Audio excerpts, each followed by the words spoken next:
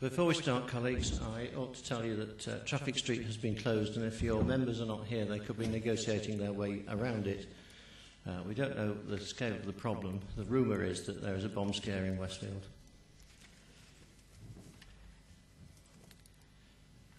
Item 1 then, apologies. I have apologies from Councillors Turner and from Graves. Are there any others? Yes, Mr Mayor, can I send apologies for Councillor John Keith and Councillor Roy Webb? As you can see, Councillor Leeming is missing, but I'm hoping that he's slipping track. Thank you. Right, I think we get the point.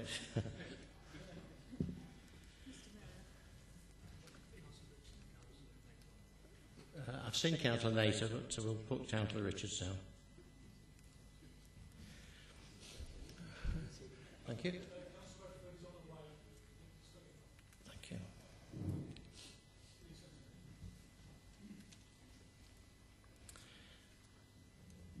Are there any declarations of interest on today's agenda? There appears to be none. Item 3 then, can we approve the minutes of the meeting of the Council held on the 13th of July 2011? You see the motion. Those in favour? Yeah. Any against? That's carried, thank you. To receive any announcements from the Mayor at item 4, I have one. On behalf of the Council, we wish to congratulate Derby students, their teachers, head teachers, parents and carers in getting good A-level and GCSE results this year. We're particularly proud of our GCSE results, which are the best results the City has seen. So we want to convey our congratulations to all those involved in those recent examinations. Well done. Item 5, to receive statements from members of the Council. I understand the leader, Councillor Hickson, has a statement to make. Yes, thank you, Mr Mayor. Since the last meeting of the Council, I'm pleased to advise members of the following initiatives and achievements. Construction of the new extra care housing scheme in Mackworth has started and is progressing very well in partnership with Sanctuary Housing. The scheme foundations are in place and the ground floor construction is well underway, and we're on schedule to have the scheme completed by October 2012, with 98 one- and two-bedroomed flats supported by a 24-hour on-site care and support team. This will provide a much-needed, up-to-date alternative for many of Derby's older and disabled people who might otherwise have had to move into a care home. Celebrations were held in the marketplace in Derby on the 27th of July, marking 1 year to go to the London 2012 Olympics. Local sports clubs, past and aspiring athletes and cultural organisations made the event a great success.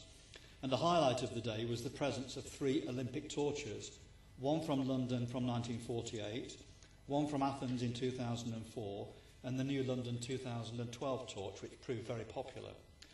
A range of other celebrations are also taking place in the city and across the county to mark the 1 year to go to the Paralympic Games next year. In August, families were invited to join in with Fun in the Park with free activities including giant Jenga, whatever that is, and someone will like me in due course, running the gauntlet with snakes and ladders, hula hooping and games of rounders, football and French cricket. The events have been organised to celebrate the Love Parks campaign. Chaddersden Park raised their Green Flag Award last Friday to acknowledge the excellent partnership works that takes place on that park. And a neighbourhood Keep Chaddersden Ward Tidy was held on the 24th of August to tidy up the environment on Appleton Close. And local residents have praised the junior wardens and local councillors involved who painted benches, swept the paths, weeded flower beds and planted new shrubs to brighten up the area.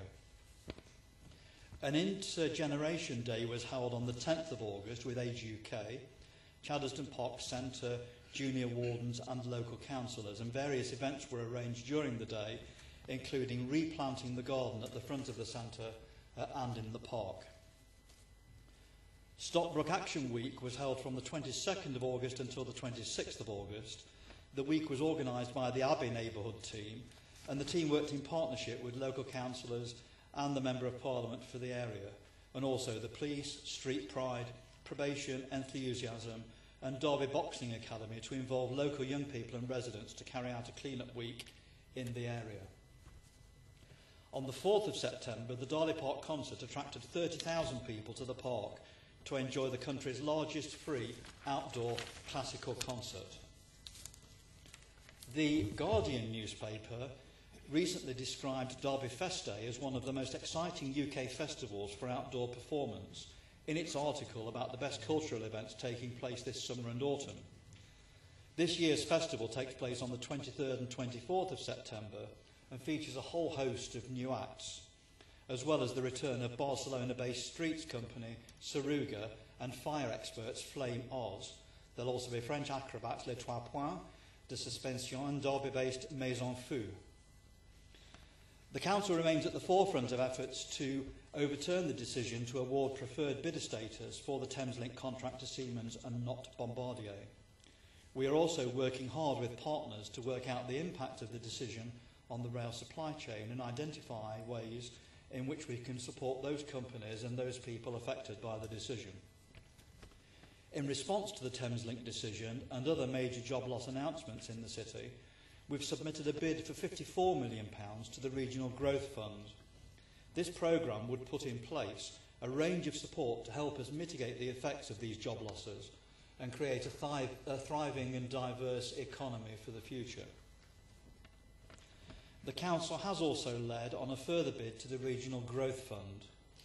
This is on behalf of the Local Enterprise Partnership, which is known as D2N2, and the programme is targeted at generating and growing sustainable businesses in Derby, Derbyshire, Nottingham and Nottinghamshire through a series of initiatives to help people start businesses, target businesses with high growth potential and provide equity to companies looking for investment. And finally, Mr Mayor, we note the end of the annual term for the Osnabrück Envoy.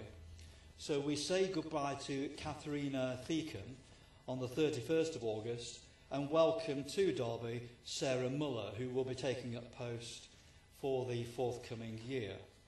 The Envoy has an important role to play in promoting as much economic benefit as possible from the 35-year strong twinning arrangement with Osnabrück, including, for example, the translation of key tourism promotional material and helping set up business-to-business trade events between the two cities.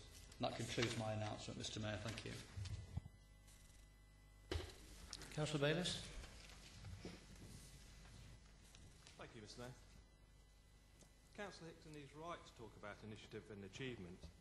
He has to move the attention from the disappointment and economic knocks, some of which are directly related to the government's policy, choices and economic strategy. You can see from these achievements and initiatives that the City Council is pursuing the start of that hope that we must bring forward as leaders of the city. Looking at some of the specific announcements in his announcement today, extra care is always welcome, though I am concerned, as I said at the Council Cabinet meeting, about some of the code words used in the finance papers in respect to the area of service delivery. We will, as a city, proudly welcome the Olympic torch here next year with a concert at Darley Park. Maybe we will be blessed with a Derbyshire Olympic champion. The support of parks and green spaces is something that the Labour group has always championed. In my ward, we support Ulverston Park Friends. In Chadderstone, we support the Friends group there. And of course, there's FODOS, to name a few of the community organisations that Labour councillors are involved in. We've seen community initiatives in Abbey and Chadderstone led again by Labour councillors and the MP for Derby North. On Bombardier, we hope to see the Minister right or wrong and step up and save Bombardier, the train manufacturing in the UK. We've all been working very hard to achieve this. We hope also that the government can see that the economic shocks have meant that Derby needs to receive its fair share of the Regional Growth Fund. I hope these things come to pass, otherwise the comments made by Councillor Marshall this morning will be vested upon this council in May. But the city has taken some serious knocks, but what we need to do here is to create some hope, and through that we will achieve confidence and prosperity for this city, because I'm proud to say that we are Derby, this is Derby, and I'm proud to be a Derbyan, and we will carry on regardless. Thank you, Mr Mayor. Councillor Jones? Thank you.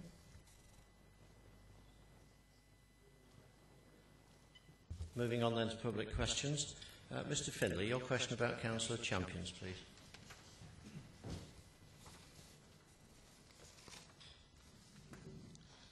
Thank you. Derby City Council runs the champion system type of representation. I have experience of both older people's and disabled people's champions over a number of years. And this system does not seem to work well, if only because the champions often don't turn up for meetings or are not up to speed or in fact interested in the subject. So I'd like to ask if, one, a job description has been put together so champions know their roles, and two, the champions report at least once a year to full council on what has happened or been achieved during the tenure of office. There has for some time been a suggested job description doing the rounds as a Sparta for 10 at both the older and disabled people's forums. Thank you. Councillor Hickson. Yes, thank you, Mr Mayor, and thank you for the question. I hope that the response will assure you that things are not as bleak as your question suggests, but I also acknowledge that we could do better. Our member champions are appointed at the annual general meeting of the Council each May, and we currently have 8 representing a wide range of groups.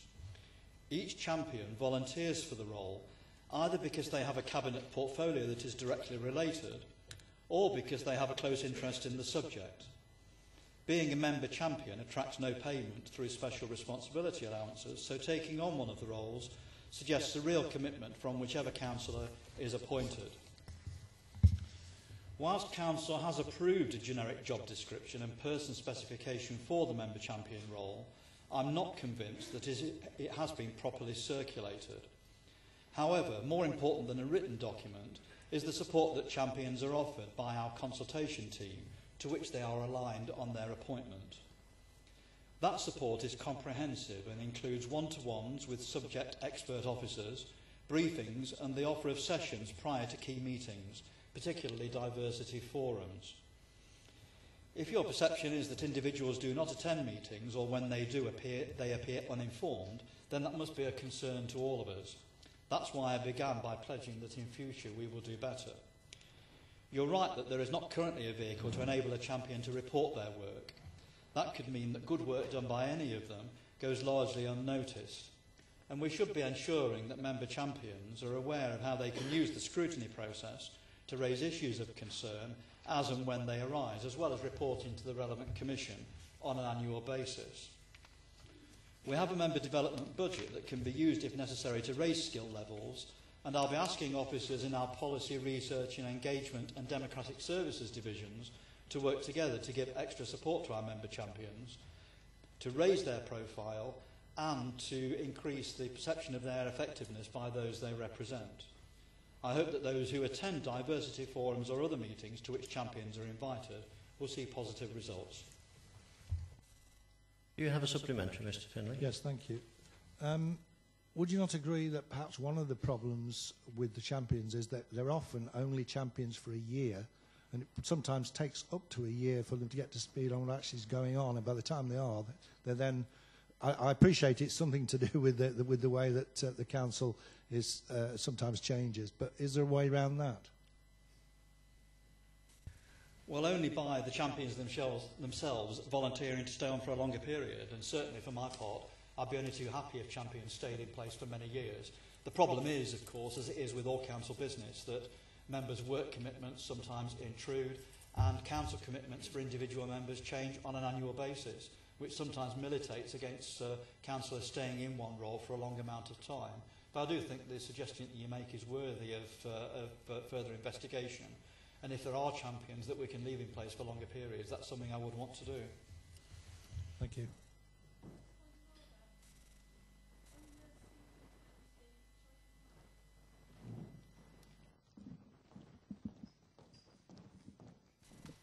Point of order under CP20. May I recommend that this be referred to the Scrutiny Management Commission for such review of mechanisms and also sort of reporting and the role of the council champion? Seconded, Mr Mayor. The leader's in agreement. General feeling of members that that's a an attractive route to follow? Thank you. Okay, we'll do that. Mr Bacon, could you put your question now about the waste treatment facility appeal? Who am I addressing it to, please? I'm not quite sure. Oh, Councillor Wood, thank you.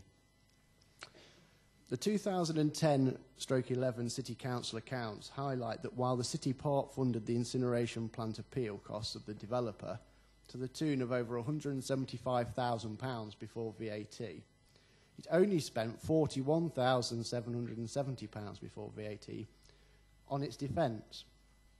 Why did the council spend so little on its own defence, including having no QC, while funding a QC for the developer?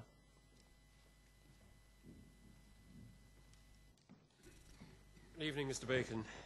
The barrister appointed by the Planning Authority to represent them at the inquiry was Mr Hugh Richards of number 5 Chambers. The reason for appointing him was previously explained to Council by me at its meeting on the 7th of July 2010 in response to a question from Ms Dorothy Sritek. As I said at the time, Mr Richards is a highly experienced planning barrister and advocate. He has a wealth of experience and extensive knowledge of town and country planning matter, consistently appearing in the annual planning magazine list of highest rated planning barristers. He's probably the council that has most knowledge of Derby in terms of planning and its local plan policies. Having regularly represented the council at planning inquiries over a number of years, and in particularly having represented the council in terms of the inquiry into the adoption of the City of Derby Local Plan Review. In terms of the appellant's costs, of the £175,000 referred to by you, Mr Bacon, the vast majority of their costs, as I understand, related to solicitors' fees and engaging relevant technical experts. Work and costs in terms of the council's defence of the appeal was carried out in-house by respective departments. As to costs of the specific councils, appellant's council costs were in the region of £57,000 as compared to Hugh Richards, which were in the region of £42,000. Whilst the authority could, by incurring further costs, have appointed a QC to represent it at the inquiry, there were good reasons, as previously explained, for appointing Mr Richards. Reasons clearly and justifiably borne out by the fact that the council won the appeal. Supplementary, Mr Bacon? Yes, please. So why does the leadership continue to ignore the results of Hugh Richards' excellent work? I wasn't aware that the leadership was ignoring anything, Mr Bacon, but I do recognise that you have been singularly successful in your campaign so far, and trying to accuse professional officers of some sort of conspiracy theory does you no credit. I wish you success in your future endeavours. Thank you. Thank you, Mr Bacon. Valerie Beach, welcome back to Council, although in a very different role tonight. Your question, please, on Normanton Medical Centre. Thank you, Mr Mayor. This is for Councillor Skelton. How can Derby City Council hold NHS Derby City County Cluster to account in the light of its actions over Normanton Medical Centre?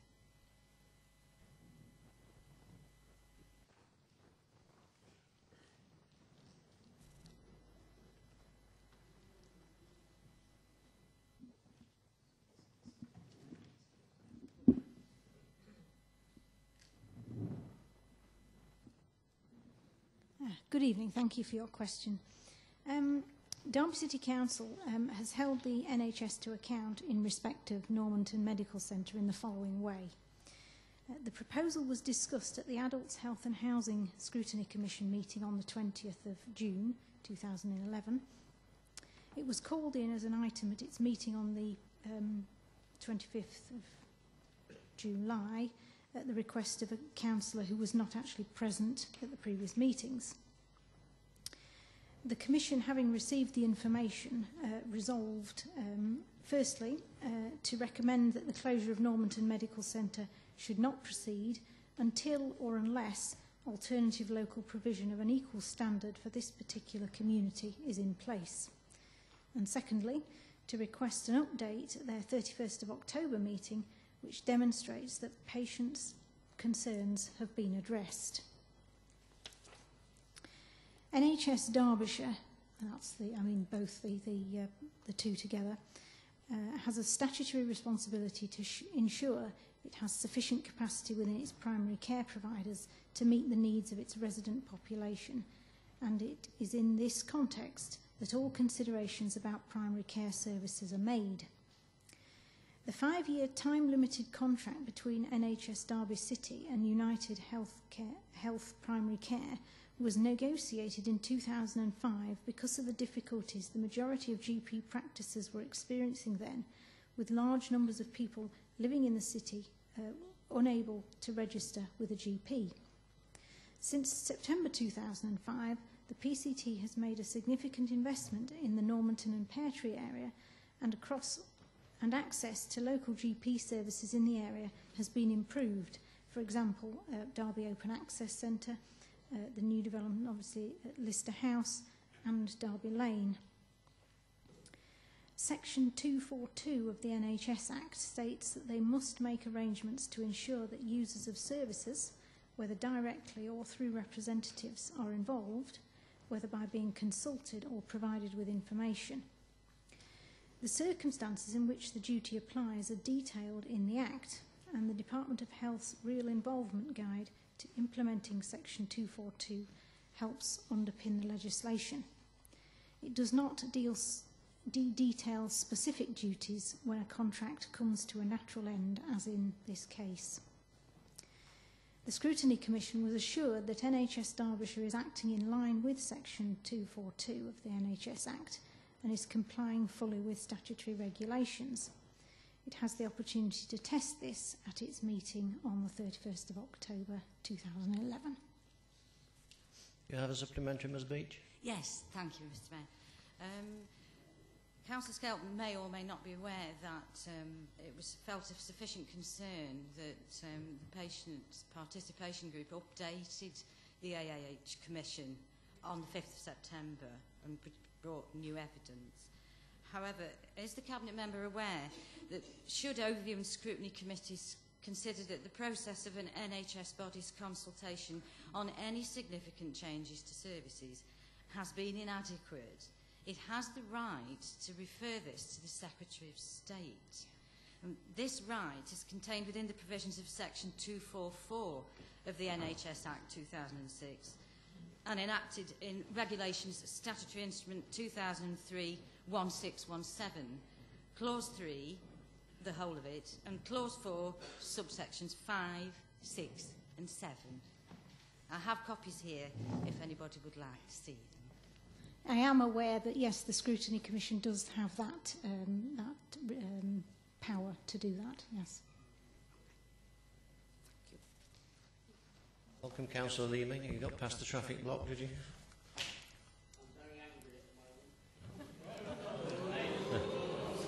Moving swiftly on, we'll...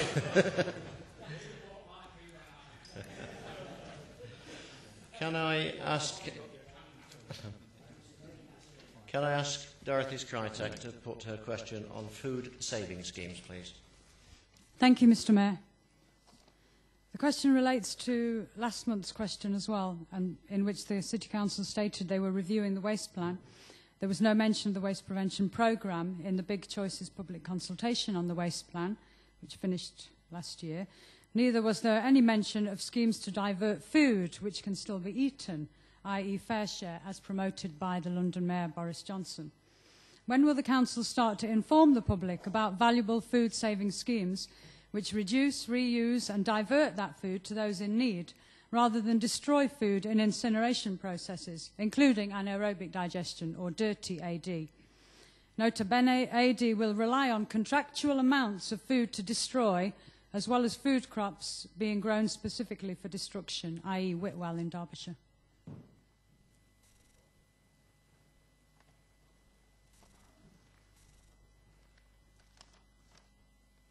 Good evening, Dorothy. Thank you for the question. The City Council are preparing new, updated plans, along with the County Council, both for how we deal with the waste we produce in our homes, the waste strategy, and a guide to development in dealing with all sorts of waste which we produce in the city and the county. the core strategy. Just as central government highlights in recent guidance, in Derby we recognise the importance of preventing or reducing all waste in the first place. Both the joint waste strategy and the waste core strategy will seek to address this issue.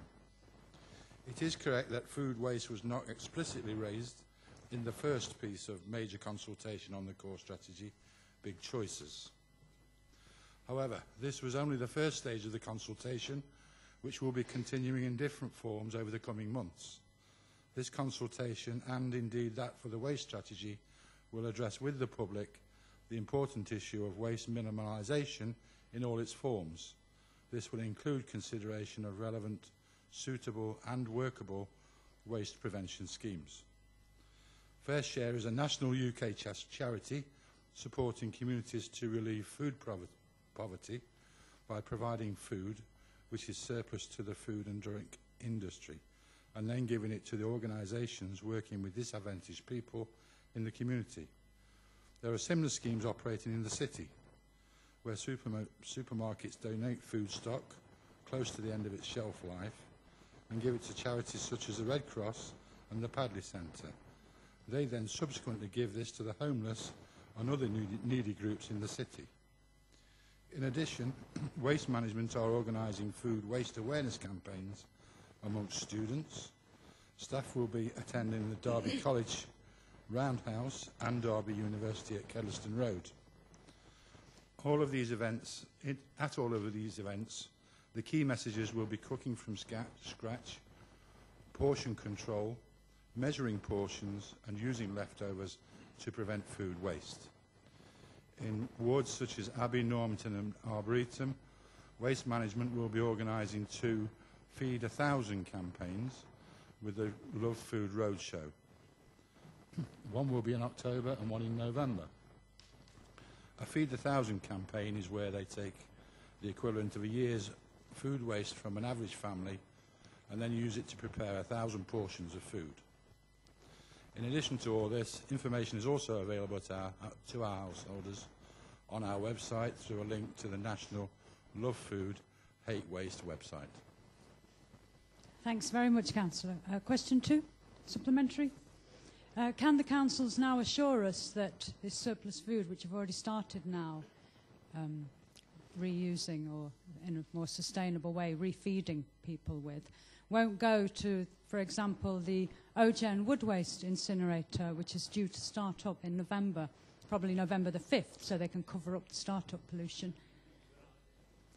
We're actually, Dorothy, as you're well aware, dependent on the supermarkets themselves for what they do with their waste. But I can assure you that we will do absolutely everything to promote the types of initiatives that I've described for you.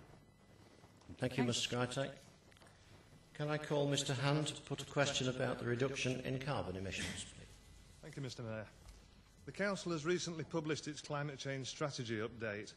This reports on the first 3 years of a 5-year period, by the end of which the Council intends to have reduced its carbon dioxide emissions by 1/4. The report shows that over the first 3 years there has been no significant progress in reducing carbon emissions, and there are no future projections. If the major projects of the hydroelectric scheme and council house refurbishment are not expected to achieve the 25% reduction, or not until after 2013-2014, what actions are being promoted by the Climate Change Board and Climate Change Unit, or otherwise, to achieve the target? Councillor Holmes, thank you. Thank you, Mr. Hand. Good evening. The Climate Change Strategy Update reports on a number of greenhouse gas emissions data for the annual period 1st of April to 31st of March. The key headline figures are 2008 to 9, net tonnes in CO2 emissions, 42,904, which equates to 5.3 tonnes per employee. 09 to 10, 40,198 net tonnes emissions, which equates to 5 tonnes per employee. In 10 and 11, 42,033 net tonnes and 5.3 tonnes per employee. The increase in net emissions from 2009-10 to 10-11 are in part due to the increase in the number of separate energy consumption meters and sites now included in the footprint calculations. The improvement in knowledge of our energy consumption has been driven by legal requirement and robust mechanisms of the first carbon reduction commitment, CRC, reporting period 10 to 11, the first reporting period. The CRC legalisation allows primarily for material financial penalty and to a lesser extent the adverse publicity for emissions in reporting. The extent to which the major projects of the Council House refurbishment and the associated hydroelectric scheme contribute to the 25% reduction target will be influenced by a number of factors. These include the outturn energy efficiency of the refurbished building that has an A-rated design target and the extent to which the Council House then replaces the occupancy of the less efficient buildings currently in use. These promise to deliver significant savings. The occupancy levels and hot desk policies within the Council House will also directly influence the carbon intensity and should not be underestimated in terms of the potential carbon savings. It's not possible to precisely confirm what the impact the Council House and hydroelectric scheme will have on the net emissions and carbon intensity until both are delivered and in use. However, assuming that the design targets of the Council House are achieved, it's anticipated that a significant reduction in emissions will be achieved from day one. This has always been the stated position during my time as Cabinet Member for Planning and Environment when dealing with statements, policy, announcements or via answers to the public or Cabinet Member questions.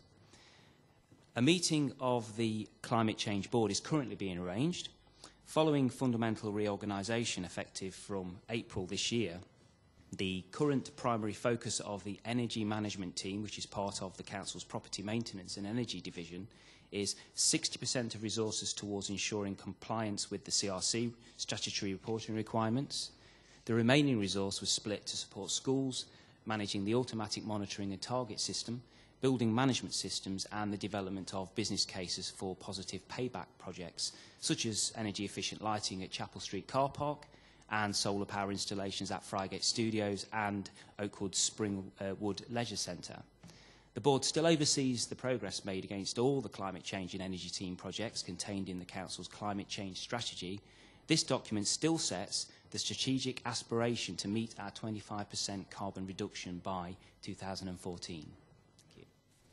Thank you. Do you have a supplementary, Mr. Hand? Yes. How soon is the Climate Board due to meet, and could we ensure that interested parties, such as the Climate Coalition, can participate? I know discussions with officers are ongoing with regards to external organisations being involved in the Climate Change Board process, and I'm still looking into that. I don't have a confirmation of date. As soon as I do, I can certainly have that sent to you. Thank you. Mr Findlay, could you put your second question, please? Wheelchair access to the river Mr. Mayor, gardens. could I move that we waive CP19 so the rest of the questions can be heard tonight? Thank you. Those in favour, councillors, of waiving the rule? That's carried, so we carry on with public questions. Yes, thank you. It's good to see that the river gardens are being renovated, refurbished. Can I ask the Cabinet Member that as part of this, that access for a wheelchair is, or in fact a pushchair, or access generally, is made from Derwent Street Bridge into the gardens, as at this moment in time it's not possible to get in there with a wheelchair? Thank you, Mr Findlay, and good evening. It's our intention to investigate the feasibility of providing a ramped access from Derwent Street Bridge. If the levels allow and a ramp can be designed to be sensitive to the historic bridge, it will be taken through design stages and implemented as part of the Riverside Gardens project. A supplementary, Ms Hanley? Thank you. Are you also aware that it's not possible to get down on the other side of Derwent Bridge to go into Cathedral Green? Thank you for bringing that up. I'll certainly make sure that that's looked into for you. Okay, thank you. Could I have a written reply, please, to both the questions that I've given tonight? Absolutely, yeah. Mr Bacon, your second question on financial benefits of recycling.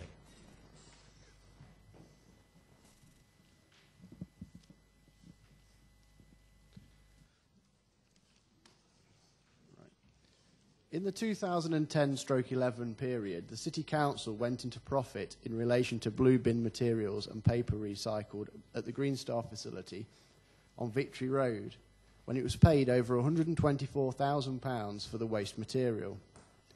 Why has the City Council done nothing to highlight to the public the financial benefit they are now gaining, which in turn will empower residents to higher levels of recycling, which must be in the City Council's best interests? Councillor Poulter.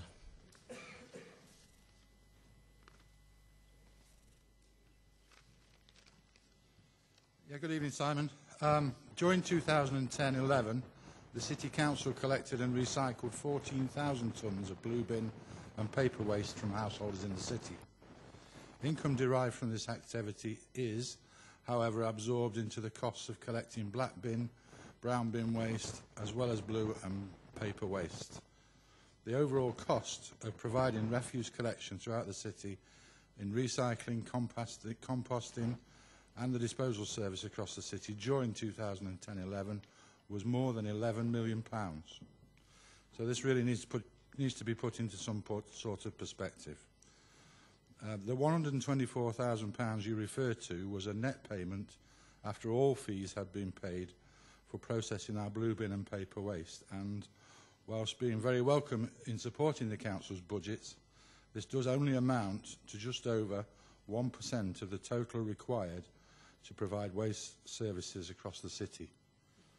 Or to put it another way, Simon, this offsets the waste management budget by only £1.17 per household per year, or no more than 2.2 pence per household per week. Nonetheless, I'm delighted to report that Derby's recycling residents continue to make good progress, and early estimates indicate that 47.5% of the city's households' waste was recycled and composted during that year. This is the 8th year in succession since the introduction of Recycle Derby that the city's household waste recycling rate has increased. The Council is about to review its waste management strategy, which will not only take on board developing recycling, but also will be mindful of the waste hierarchy and the fact that it calls on us to reduce waste first. High recycling is, of course, very important, but it is much more important to empower our households to reduce their waste as their first option. Supplementary, Mr. Bacon? Yes, please. At a previous full council, you noted you only spent 50 pence per household on recycling promotion. Noting the lucrative financial benefits, will you now be investing heavily in recycling promotion to aid the reduction in residual waste disposal levels, which will bring large financial benefits to the council through reduced disposal costs, which are actually £87 a tonne or something at the moment, coupled with the financial return from recycling, and of which we can note that you've said that each household, it's £1.17 per household that we're making, so you can afford to spend an extra £1.17 per household on recycling promotion, can't you? The point is, as I said to you in the answer, Simon, that saving or that funding from that resource is part and parcel of the cost of recycling in the city. And as you may well remember, when we had the discussion previously, yes, we talked about the amount of money that we spent on this type of thing, but we also discussed the incredible value for money that we get for what we spend on these services. Thank you, Councillor. Can I now call Ms Skrytek for her second question on car parking on Walbrook Road? Thank you, Mr. Mayor. I've already received a partial answer to some of this from Mr. Robinson, and I have to dispute his findings where he says that traffic isn't going to be forced to use Walbrook Road. The actual map even delineates Walbrook Road as the preferred route. Ms Skrytek, could you put the question that you intend to put and not make another speech? Thank you. Thank you. It's basically about placing staggered parking on Walbrook Road, which has led to increased traffic congestion. The Council recently proposed one-way restrictions on the surrounding streets, which will lead to more car-based traffic being forced to use Walbrook Road. I also acknowledge Pear Tree Road as well and Upperdale Road, leading to more pressure on the police, more pollution affecting residents, especially the nursery on Walbrook Road, which will have more traffic going past it. More danger for pedestrians as car drivers speed up knowing there's no oncoming traffic, longer car journeys, waste of fuel, etc. Then I mentioned about alternative schemes. There's not enough open space for people, let alone cars, in Rosehill, Pear Tree, far below public open space standards, or Normanton. So why is the City Council making space for cars, not people? For example, Liversidge Street, public open space, you've just got rid of that for car parking. Okay, have you finished? Thank you, Dorothy. The changes to parking restrictions on Walbrook Road were delivered in response to demands from local people. They received widespread support when introduced. There's actually no evidence that these changes have created congestion, but they have in fact resulted in local people being able to park close to their own homes. We've worked with local people in developing these proposals for one-way streets in parts of Normanton. These proposals have arisen because of difficulties created by high levels of on-street parking. The solutions proposed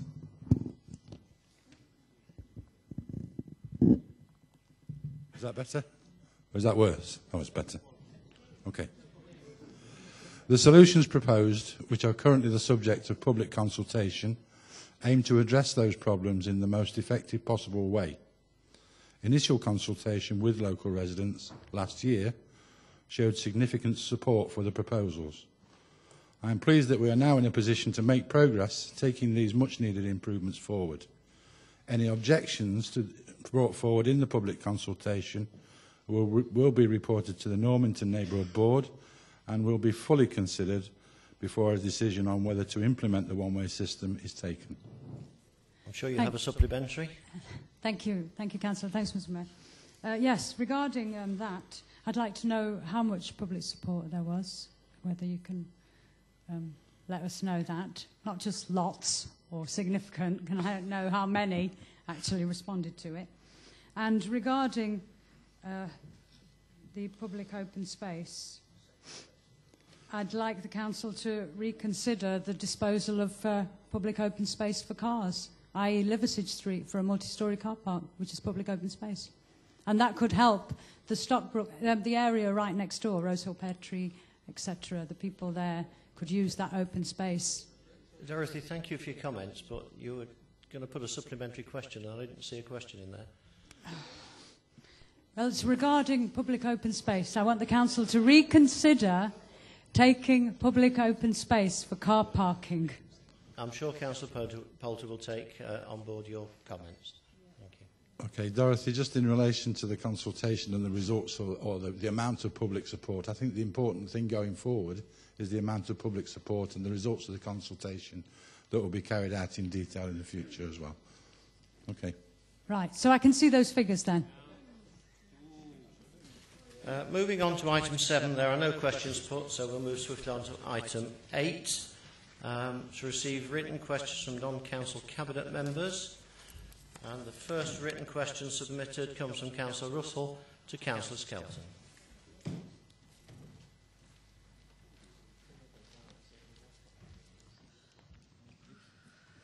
Thank you, Mr. Mayor.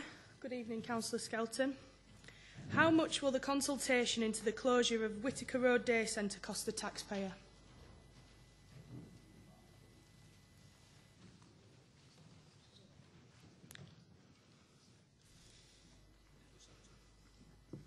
Right, good evening. The consultation has been led by a council officer who is not directly involved in the operation of the day services. This has been incorporated into her normal working week, and no costs have been incurred beyond officers' usual salaries. Do you have a supplementary, Councillor Russell? Yes, please. Thank you, Councillor. Would you not consider that the consultation into the closure to be a complete waste of time and a bit of a farce in general? Is it not correct that the consultation into the closure was introduced a month later at Morliston than it was at Whittaker Road?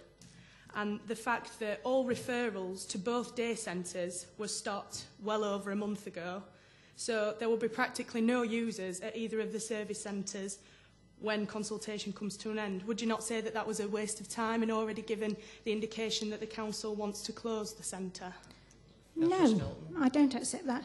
I was actually at Whittaker Road Day Centre this morning, having a useful discussion with a number of the service users who were there, and a number of very important points have been raised through the consultation.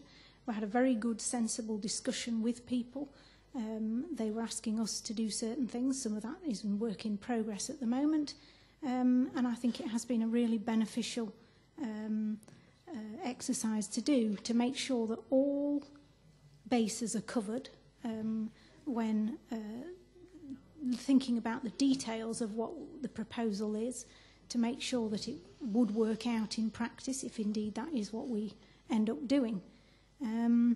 So, no, I wouldn't say that it was a complete waste of time at all. Thank you, Councillor. I now call Councillor Farhatullah Khan to pose a question to Councillor Poulter.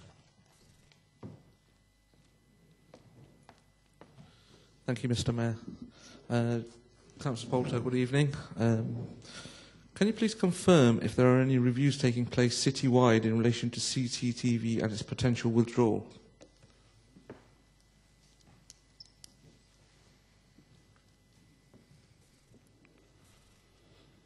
Hello, Councillor Khan. A review of the public area CCTV was undertaken approximately 2 years ago. The review highlighted that much of the current public area CCTV system was old and outdated, and that repair and maintenance of the equipment was becoming difficult. The likely cost to replace the whole system was in the region of £1 million. £250,000 has been made available and will be spent in this financial year on replacing the most critical elements of the scheme, including the recording and control room equipment that's necessary. The aim is to secure the highest priority cameras for the next 5 to 10 years. The review at the time followed Home Office guidance and examined the effectiveness and the use of public area CCTV cameras across the city. It found that a small number of cameras at various locations were extremely valuable, whilst others were less so. A number of cameras which were considered unnecessary were actually removed at the time. Other cameras were identified for further review, as and when the camera's condition dictates that the decision will be required on whether to replace those cameras or to decommission these sites. At the time of the review, a commitment was given to developing other improved ways to deter and detect crime. This resulted in the purchase of additional flexible, redeployable 3G CCTV cameras, which are now able to be deployed by the Community Safety Partnership, and these are made available for specific policing operations, usually organised through the neighbourhood boards. We are continually examining the CCTV system and reviewing it, and are looking at ways to ensure that the system can continue to provide valuable reassurance to the residents of Derby for their safety. Thank you. Okay. Supplementary, Councillor Khan. Can the Cabinet Member confirm, in his view, or indeed in the view of the Council offices, which CCTV camera systems they feel or you feel are absolutely necessary and important to this city, and which ones aren't? There are a number of vital ones throughout the city, but any consideration as to which ones are the priority that proves necessary in the future will be done with our partners and other agencies to identify those that are absolutely vital. Thank you. Councillor Bolton, would you like to put your question to Councillor Williams, please?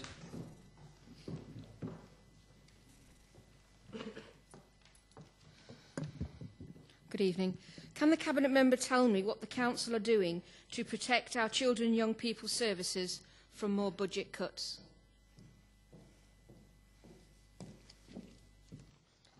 Good evening, Councillor Bolton. Thank you very much for your question. Derby City Council is committed to providing appropriate levels of funding to children and young people's services.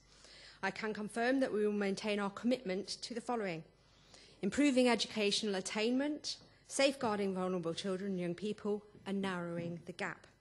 In addition, we will continue to drive to transform our services.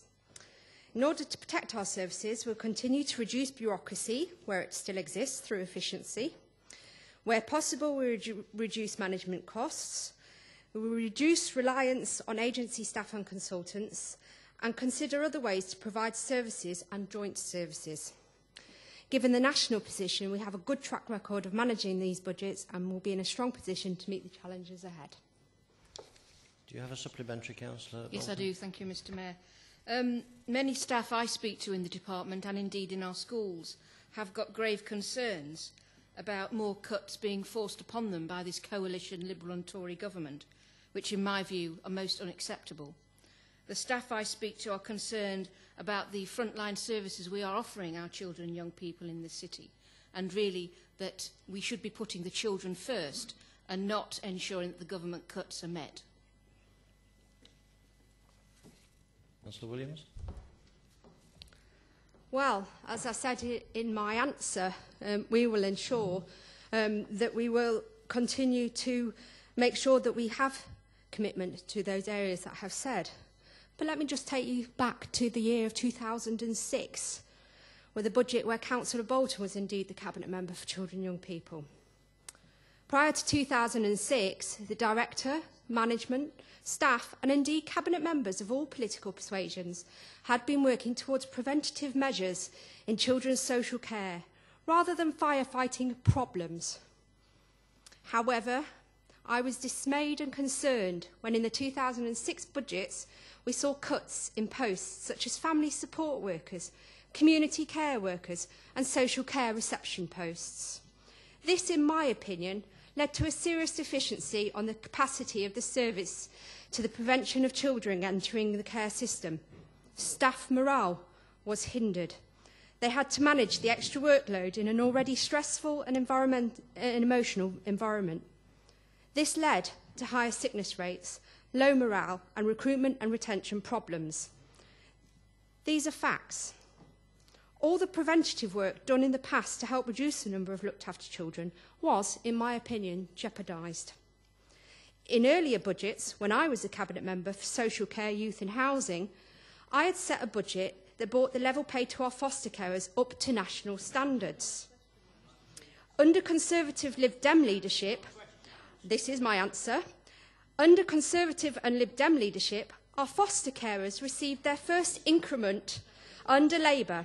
They never received their second Williams, one. could you just stop for a moment? Councillors, you asked a question and you're getting an answer to it. Well, in my opinion, it is the answer, and I'm going to let it carry on. Thank you. Thank you. As I said, under the Conservative Lib Dem leadership, our foster carers received their first increment, but under Labour, they never received their second one, as it was removed from their budget. Again, this was short-sighted and a quick fit for the budget, but has had long-term effect not only on the budget, but also on the recruitment and retention of foster carers. Less foster carers in Derby means more high-cost private agency fees. This is one of Labour's budget cut mistakes that I intend fully to change. All of these cuts happened at a time when there was no recession, no budget cuts from national government. So what did Labour do then? They increased the council tax but reduced frontline services, which had a detrimental effect on the Children and Young People's Department. However, thanks to the leadership from my colleague Councillor Allen and myself, we have over the past two budgets invested in children's social care. We have increased the capability of the reception team. We have introduced integrated working and we have protected the looked after children's budgets and have further plans to improve these services, including raising the allowance of our foster carers. So the next time that you consider tracking my track record for budgets in Children and Young People Department, I suggest you have a look at your own records.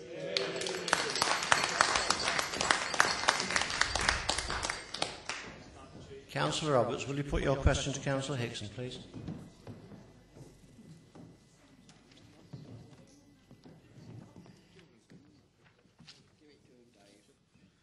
You know, Mr Mayor, I once criticised one of your colleagues for having a written supplementary reply. I apologise. It was a brief reply in your case, Councillor Skelton. That was disgraceful and you should never even allow it. Anyway, Yeah, look, you've got to tell it like it is. My question, I'll get there if you just be quiet. Councillors, can we just conduct ourselves with a little bit more decorum in this chamber? Councillor Roberts, would you please I've been put the barracked question? by better councillors than Councillor Winters. You're okay. I'm sure you... Now, can... Pardon? Oh, sorry. I keep forgetting it's the winter of our discontent. Councillor not Roberts, the winters. can I press you to put your question, okay, please? I'll get there. Thank you. Good evening, Councillor Hickson. Sorry about that. Can you please tell me how much the city centre bid, the BID income, is so far, and give me a breakdown of expenditure from that sum? Yes, Councillor Roberts. As you know, the council collects the bid income on behalf of the Derby Cathedral Quarter Company, which is an independent company in which the council has a seat on the board. The company's advised us that as at the 31st of August this year, their total income for this financial year was £182,593. The breakdown of expenditure for this financial year so far is as follows, and it falls under 5 headings.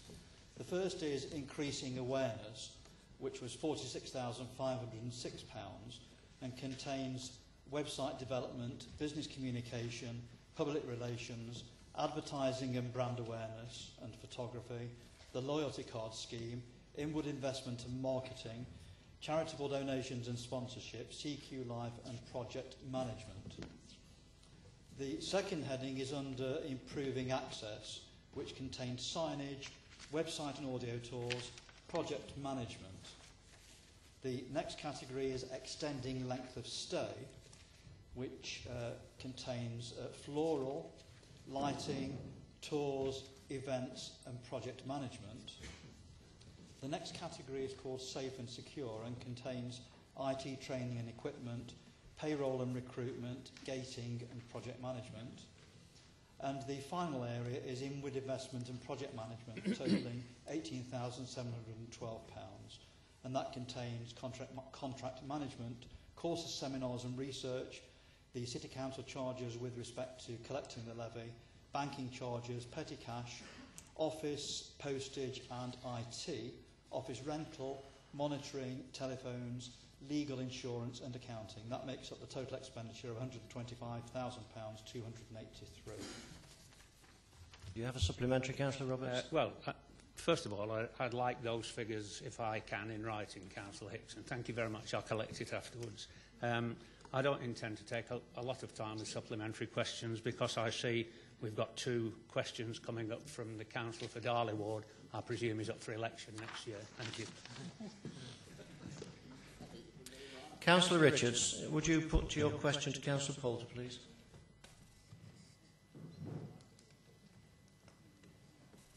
Good evening, Mr Mayor. Good evening, Councillor Poulter. In view of the commendable work carried out by Street Pride in an attempt to clean up and maintain the removal of litter and rubbish from the city centre and surrounding areas, can the Cabinet member for that area of work suggest what possibilities there are to extend a similar clean-up programme in and around the river and waterways that form part of Derby's built environment? Councillor Poulter.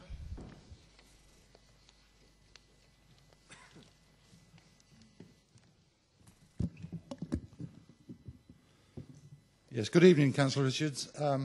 Thank you for your question. The work carried out by Street Pride is indeed commendable, and I agree that Street Pride have made great steps forwards in the city centre since its inception. Street Pride can and do attend to this work, such work as this, in and around the city's watercourses.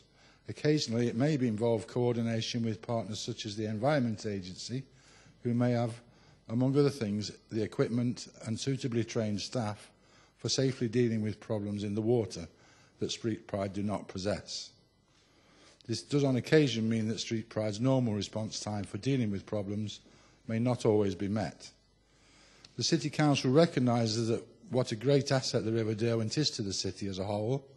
Indeed, the new draft city centre regeneration framework, in there is a key aim to maximise the potential of the riverside by bringing the river back into the heart of the city. This work would add to the already undertaken in previous years, such as the construction of the Riverside Path through the city, the redesigning of the Cathedral Green Gardens, and the construction of the new bridge at the Silk Mill. Future planned works to this aim further still include the completion of the hydroelectric power station, the refurbishment of the council house, the planned major refurbishment of the river gardens, and indeed the recently announced removal of the eyesore of the flats at Britannia Court near the river. In the longer term, we are exploring the possibility of bringing other major improvements to the riverside as part of the Environment Agency's Blue Corridor scheme, which would also protect the city from major flooding incidents. Do you have a supplementary, Councillor No, Richards? I have no supplementary. Your second question then, Councillor Richards, to Councillor Hickson, please. Okay, thank you.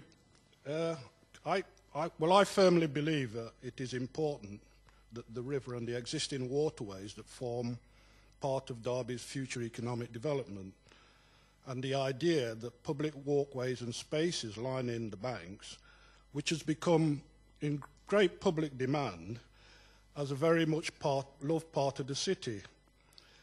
What I would like to ask Councillor Hickson, is there an agreed master plan that includes the refurbishment and maintenance of our historic roads and railway bridges?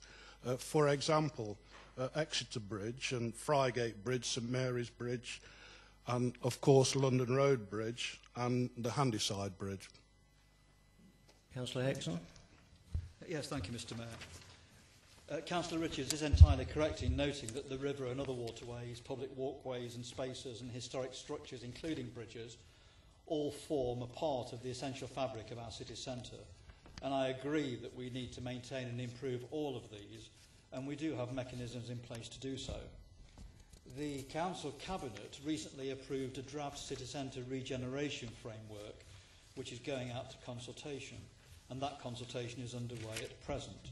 The closing date is the 30th of September, and I would then expect to bring a further report to Cabinet recommending the final framework and action plan.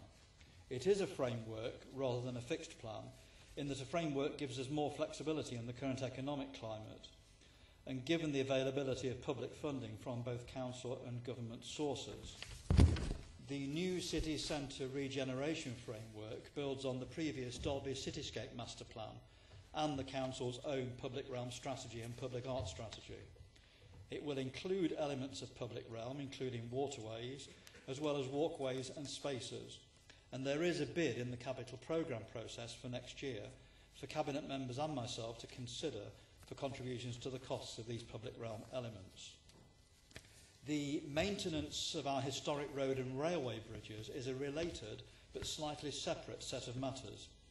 The examples that Councillor Richards give include functional road bridges, and in the case of Frygate Bridge, a structure that forms a link between two sites, but that would not be restored as a functional road or railway bridge.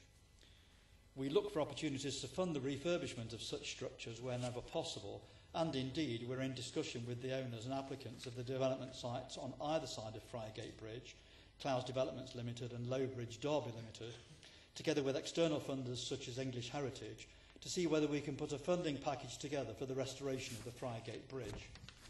A further example, London Road Bridge, is the subject of a current bid to government for £6.9 million to pay for the replacement of the bridge in total. So in conclusion, we'll continue to look for opportunities to fund public realm, structures and bridges and any other elements of our city centre fabric, wherever and whenever possible. Okay, thank you, Councillor Hickson. I have no supplementary.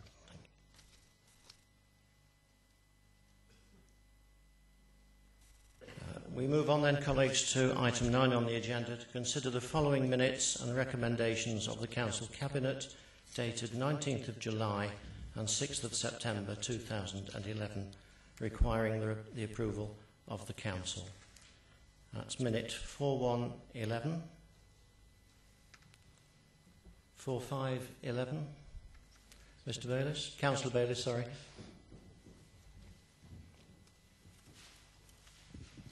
I answer to either as long as it's polite. Just want to make a point regarding page 8 of the medium-term financial strategy under 4511. There's an aspiration there for a December meeting. I noticed that as part of the idea in terms of consultation, forums, neighbourhood forums are missing from that list, which I think is an omission. But also wanted to put on record that somebody could view this as quite a cynical way of burying bad news way before the election of next year. But rest assured, we will make sure that the information is widely available and circulated and delivered across the city. You will not avoid by this ruse, in Councillor Marshall's words, a kicking at the election of May 2012. Thank you, Mr Mayor. Thank you. Any other comments on that minute? Councillor Repton.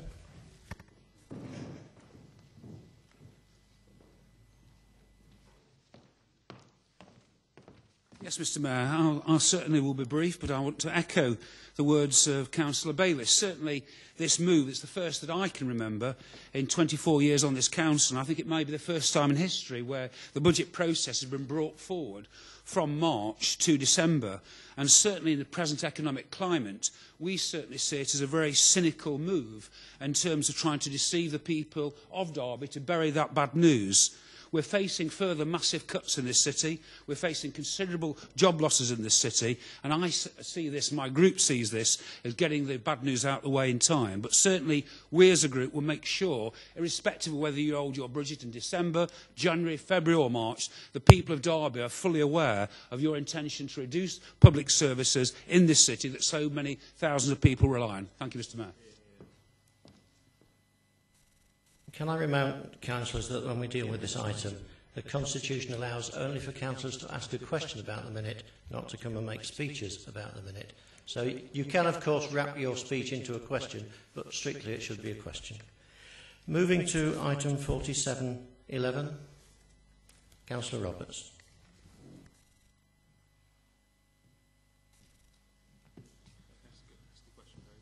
Thank you, Mr Mayor. I'd like to ask a question on two of the issues there, the two that notated.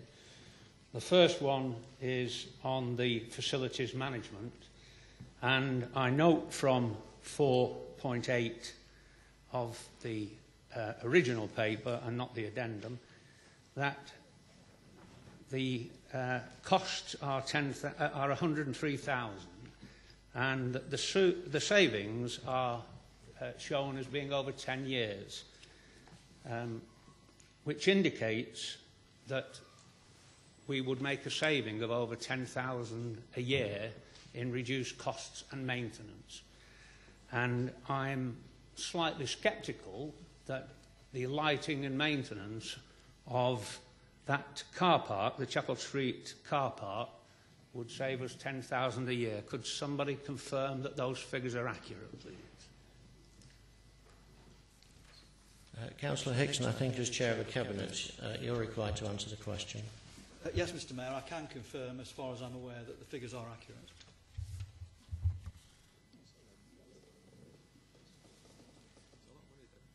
I'm brief. And my second question is related to the schools, the allocation of money to schools. Now, I want to make it absolutely clear, Mr Mayor, that I don't object to funding going to education. It's important that we do passport all the money we get from government and so on to the educational facilities. However, having said that, I would like to know why, when not very long ago we did a call-in on the transport facility and provision in this city, and we decided that we would take away facilities from disabled and various other older people's facilities within the city, that we were told there is no money, we can't find any money, we've looked at all the ways of doing it, and there is no money available. Now, my question is this. If we can suddenly find from £3.6 million available funding, £3.1 million for education, what should we say to those people who came along to the call-in and protested about the removal of bus services in areas that were desperate for buses and the removal of facilities for all the people in this city when we said there's no money for you, and yet 4 weeks to 5 weeks later we come along with a paper to this council and say, oh, by the way, we've found £3.1 million, or actually £3.6 million, and we're giving it all to education. Is there not some compassion in this council for older and disabled people when it comes to these facilities that we say absolutely not, and yet here we can find £3.5 million? I think it's disgraceful. Thank you, Councillor Roberts. Councillor Hickson, can you address those points? Well, briefly, Mr Mayor, yes, the point is that that amount of money was taken out of the school's budget the year before, like Councillor Williams, I wasn't particularly happy about that. The opportunity arose because of the underspend on the council house refurbishment to return the money to the school's budget, and it seemed to me that that was entirely proper and appropriate. I wanted the money to go back into schools and put that to cabinet, and that was approved. I'm not sure on the procedure here, so I'll consult with the monitoring officer. Other councillors indicated they would like to speak. Is that allowed, Mr Leslie? Councillor Carr has indicated. Do you have a question, Councillor Carr?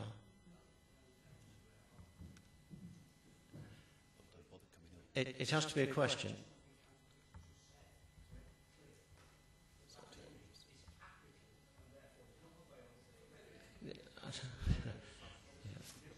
Are you happy to take a point of clarification from Councillor Carr? No, sorry, Councillor.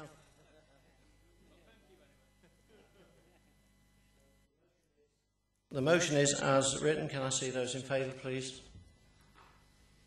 Those against? That's clearly carried. Thank you. Move on to notices of motion. Councillor Dinser to move and Councillor Shanker to second. Motion number 1.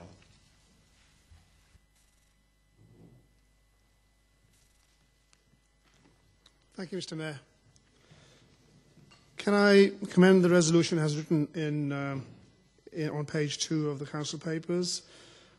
Derby has an ambitious council who wants to achieve a thriving, sustainable economy in line with the Derby plan and meet the housing needs of Derby residents.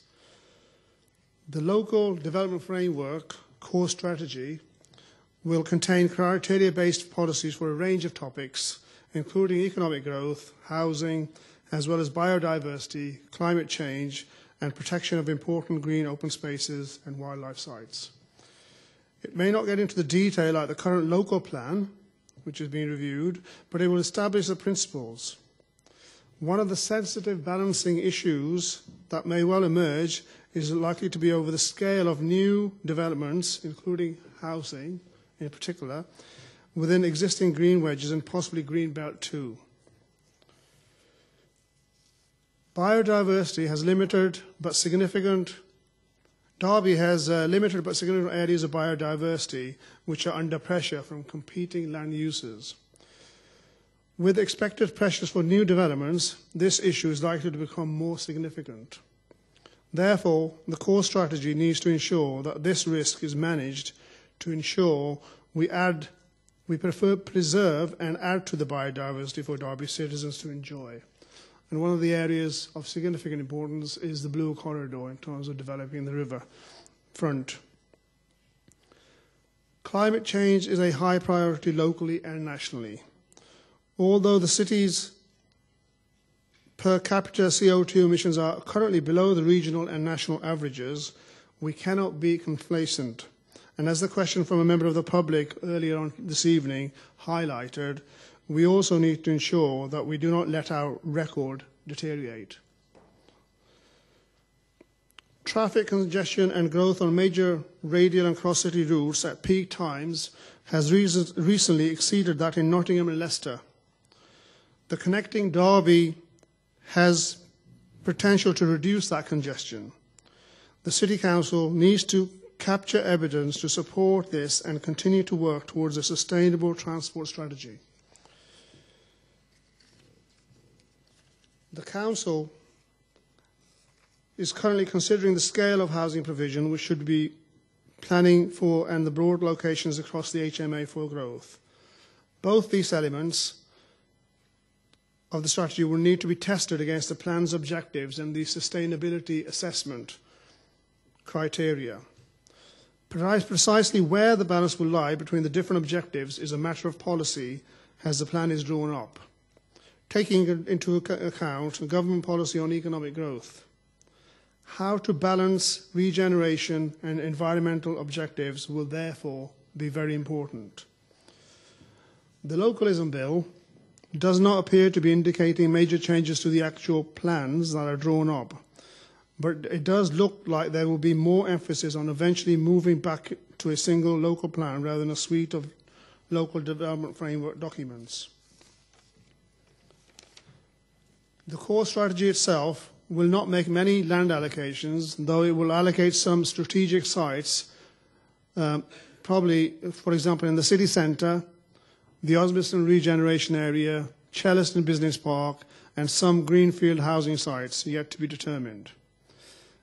Of course, we can't forget our leisure infrastructure strategy, including the velodrome and what impact it may or may not have wherever it's located. The policies and proposals of the core strategy will be tested against this sustainability appraisal, which is a requirement under the European Directive to carry out a strategic environmental assessment of major plans. The essay includes an objective to reduce Derby's contribution to climate change and manage its effects, including flooding. It also includes objectives to minimise traffic and the length of journeys travelled by people and goods. So, Mr. Mayor, in light of all those issues, it's very important that whatever we do in terms of our local development framework core plan, we must always maintain at the forefront our climate change objectives, the need to encourage and sustain biodiversity, and to look at sustainable transport plans which enable our green environmental agenda to be maintained.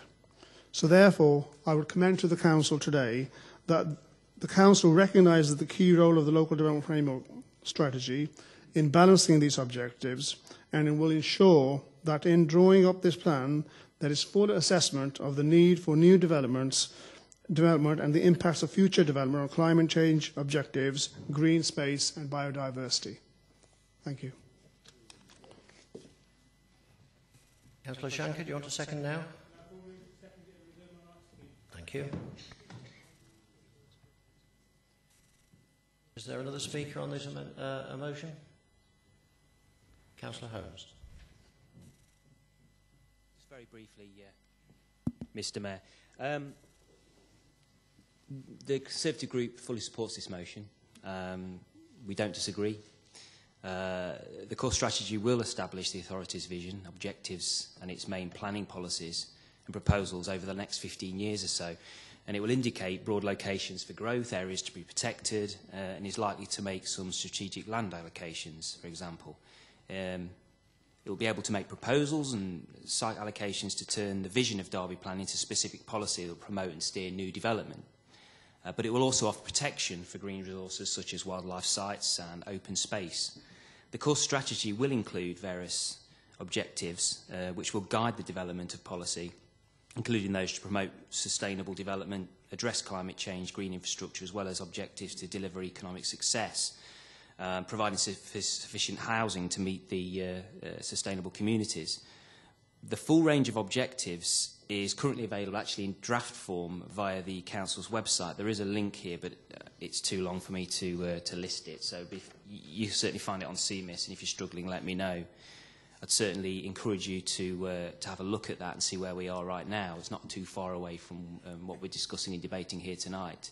So as I say, the Conservative Group fully supports this motion as it reaffirms our commitment to ensure Derby continues to grow in a sustainable way. Thank you. Councillor Nater.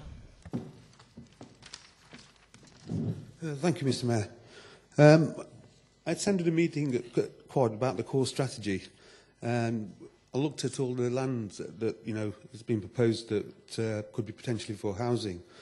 But what I would like to sort of say, and take into consideration that instead of looking at our green belt land, we have a lot of regeneration sites that we need to build on and look at present.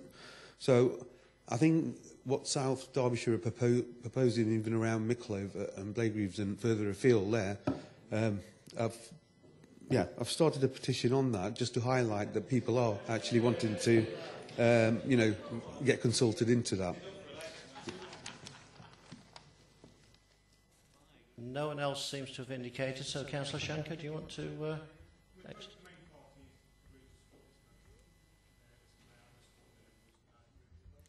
Thank you. We'll go to the vote then. Councillors, those in favour? And that looks like a fairly unanimous vote. Thank you. Can I ask Councillor Rawson to move his motion, please? Motion number 2.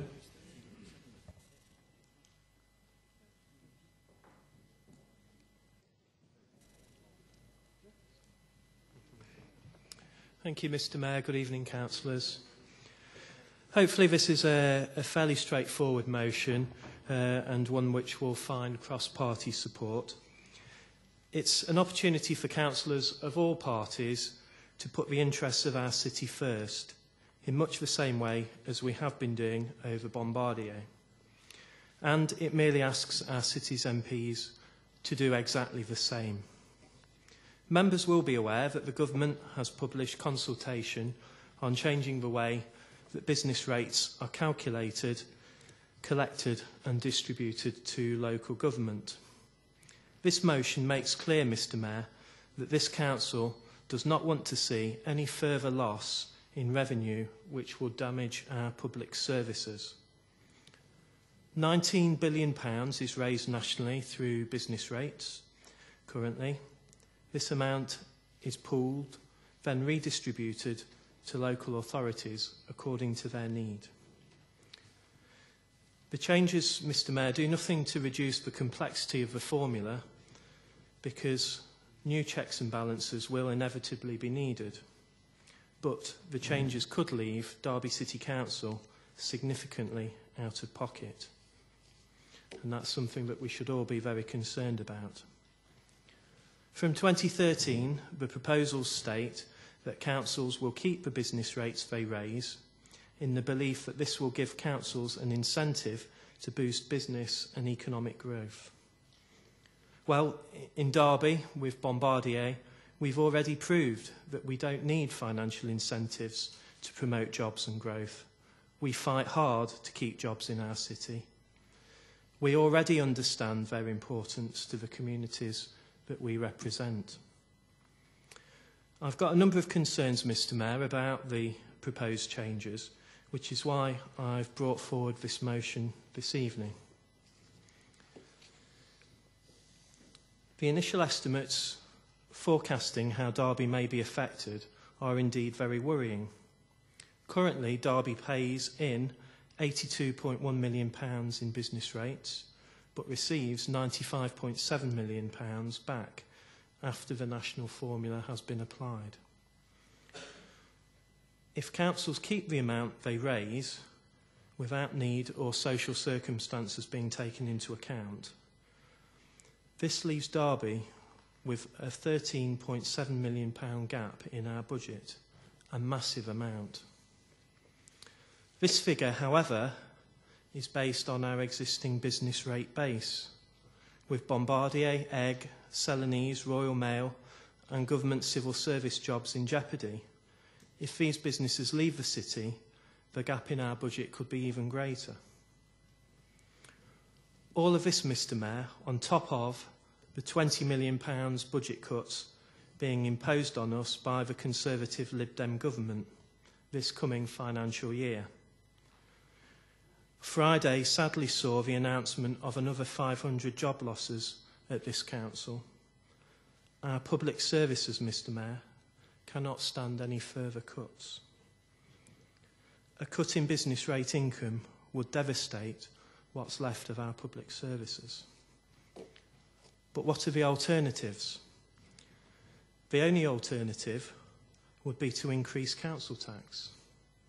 To fill a gap of £13.7 million would require a council tax increase of over 17%. Would Conservative and Liberal Democrat councillors like to go to the electorate advocating a 17% increase in council tax? I think not.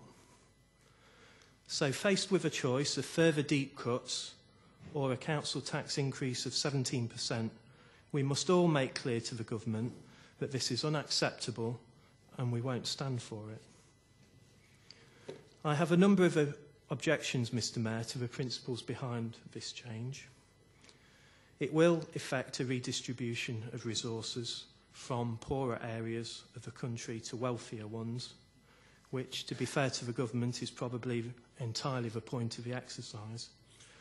However, it's unfair that allocation of business rates won't be based on need, but will favour London and South East England, where most company headquarters are based. I have great concern about the situation Derby now finds itself in, where we will be penalised for employers like Egg and Bombardier leaving, despite our very best efforts jointly to keep them and attract other jobs and investment. It can't be fair, Mr Mayor, for the city's finances to take a double whammy. It's like being kicked when we're down. Much detail remains unclear, Mr Mayor, which is why the motion does not commit the Council to opposing this government policy for its own sake. The motion merely calls on the leader, officers and our MPs to oppose any measures which will leave our city's already parlous finances any worse off. I therefore call on all councillors to support the continuation of high-quality services in the city whilst maintaining a fair level of council tax. I call on all councillors to support this motion. Thank you.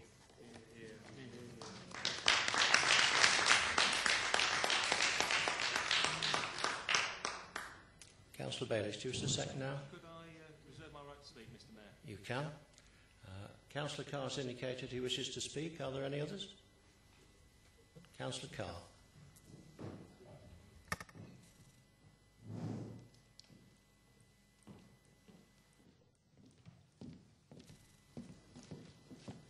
Thank you, Mr Mayor. You won't find any dissent from my group on this issue. In fact, in relation to the words distributed, I think I would have substituted dismay rather than concern, but I have no objection to the general tenor of this motion.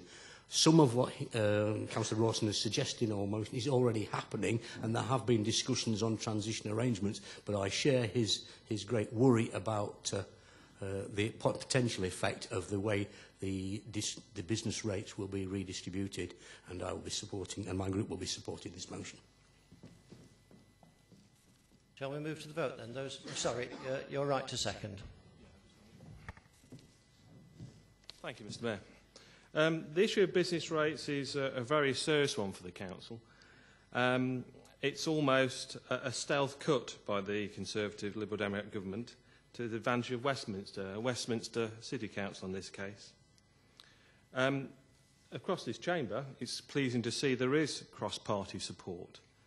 However, in the Derby and Telegraph of the 29th of July, Pauline Latham, the esteemed member for Mid-Derbyshire, said, and I quote, "welcomes planned changes to the collection of local business rates." We've already heard what that means to our finances. And she also talked about no longer will local areas' money be snatched away by Whitehall. This is localism in action, exactly what the council wants. I think she's going to find out tonight it's not. I know the member for Mid-Derbyshire has not always been the shiniest or sharpest tool in the box, but the changes to business rates for the City of Derby, which she represents, will be a financial disaster in their current proposed form. I'm sure even the carrier of Pauline's dresses, Councillor Barker, would have recognised that. He said I couldn't get it in, but I can. And I think it's a little hard for any reasonably intelligent elected representative who understands Derby's finances to come to any conclusion that this is just something we've got to oppose. The changes to business rates are regressive, and they favour wealthier, more prosperous areas over places like Derby. In Derby, we rarely demand government support or action, but the business rates proposed for Derby's perspective is unfair, unjust and unwanted, and we need to press for the redress of the City Council's budget. The Labour Party is standing up for Derby, and maybe others should follow our lead, and hopefully you can persuade Pauline Latham to be on board with this one as well, before the consultation ends on the 24th of October. Thank you, Mr Mayor. Thank you, Councillor. You've spurred Councillor Hickson to want to speak on this now. Well, just briefly, Mr Mayor, if I may. Clearly, from my point of view, I'm fundamentally opposed to anything that disadvantages this city, and I think members will have seen that in action over the last few months. Clearly, we're at the very early stages of proposals to repatriate business rates, and in principle, the idea looks attractive, but of course in practice, when you start looking at the detail and how it plays out in cities like Derby, it suddenly becomes less attractive. Lots of representations have already been made, and I've made quite a number to where I think it would be appropriate. But I'm very happy to write, as the motion says, to the 3 MPs and to oppose these changes which will disadvantage Derby if they go ahead in their raw form, which I don't think they will. I don't think they'll ever see the light of day in the form that they're currently being proposed. I think there's a lot of talking, a lot of negotiating to be done. The only suggestion that I would make in terms of the letter that I send is that it probably should be signed appropriately by all 3 party leaders rather than just me. I think that'll add appropriate force to it. Thank you. The motion's been put. Those in favour? That's unanimous. Thank you. Motion 3, Councillor Hickson to move and Councillor Bayliss to second. Yes, thank you, Mr Mayor. I'm not going to rehearse all of the Bombardier arguments again because they have been well rehearsed in the press and in this council chamber over the last few months. But the first part of the motion makes it clear that I continue to view with some alarm and some dismay that the government still aren't calling the decision in and still aren't in a position where they want to review the decision that's been made to award the Thameslink contract to Siemens. I believe, and I made my position and my group's position perfectly clear at the last council meeting, and I've done it on numerous occasions since, that the contract as it was set out is fundamentally flawed, that it disadvantages Derby and that it had no economic impact assessment, and that it's an absolute travesty that following it to its ultimate, if Bombardier withdraw from this city, that we will lose the last remaining train manufacturer in the UK, permanently leaving this country open to imports of trains, trams and underground trains forever, let alone the devastating impact it's going to have on all of the employees of Bombardier and the wider supply chain. So I think, and I'm using Paul Bayliss's words here, I hope he won't mind, that we should leave no stone unturned in the fight to get this contract decision reviewed. And one of the tools that might enable the contract to get reviewed would be the use of judicial review. And I don't suggest the concept of judicial review lightly. I think they should be used with extreme caution and only when they're entirely appropriate. The Chief Legal Officer of the Council, on my instructions, looked at the process for judicial review in the summer when we were getting nowhere with the discussions. And as I understand the legal position is that first of all, to get a judicial review before a court, one has to demonstrate a communality of interest. I might have got the words wrong, Mr Leslie, but I think that the gist of that is about right. And although the Council could demonstrate that interest, the far stronger interest is by Unite as the main trade union on behalf of the employees at Bombardier. So they have the stronger case for mounting a judicial review process. So the position is then that it goes through a two-stage process. First of all, it has to go before a judge to see if there's a reasonable case, and if there is, then it goes on to a full hearing. And Unite are in the best position to take that case and to get it before a judge, if that's what they think is appropriate. I understand that Unite are having appropriate, detailed, legal consultations with lawyers and QCs to see whether or not there is a justifiable case, and if there is, I think it's entirely a matter for them to decide whether a judicial review is an avenue under which they would like to pursue this matter further. This motion merely says that if Unite does decide to take that course of action, that this council would offer appropriate financial support. And I want to make the position clear about financial support. It is just that. It isn't an open cheque as far as costs are concerned. It's a contribution to the costs if Unite decide to take appropriate judicial review action. And I think that's an entirely supportable and defendable position for this council to take. There are just 3 myths, I think, that I'd like to nail in this council meeting without labouring the motion much further. And the first of those myths put to me was, should we be spending taxpayers' money in paying for a judicial review? And I would approach that particular argument head on. And I've approached it like this. The 3,000 people who work at Bombardier and the probably 9,000 that work in the supply chain, a good chunk of those are taxpayers themselves. And if they lose their jobs, they won't be paying tax any longer if they're claiming unemployment benefit. So to me, it's an entirely justifiable use of council resources if it's seen appropriate to deal with a judicial review and to make a contribution to the cost. The second myth is, and this was put to me fairly recently, aren't the Conservatives antagonistic towards trade unions? To which my answer is absolutely not. I've been a lifelong member of a trade union myself, and I remain an honorary member, although I'm no longer an active member. And I think that trade unions provide a valuable and worthwhile resource between employer and employee. And I think that the cooperation that we've had with Unite, particularly over dealing with the issue of Bombardier, has been commendable. And I think it shows trade unions working in the very best interests of what they're there for, looking after employees who are their members. And certainly I've been very impressed with the contacts that I've had with Unite and with other national trade union leaders as we've been dealing with the Bombardier business and trying to get our argument across. And the third myth is, why are you spending £250,000 of council's money on paying for the judicial review? The simple answer to that is we are not.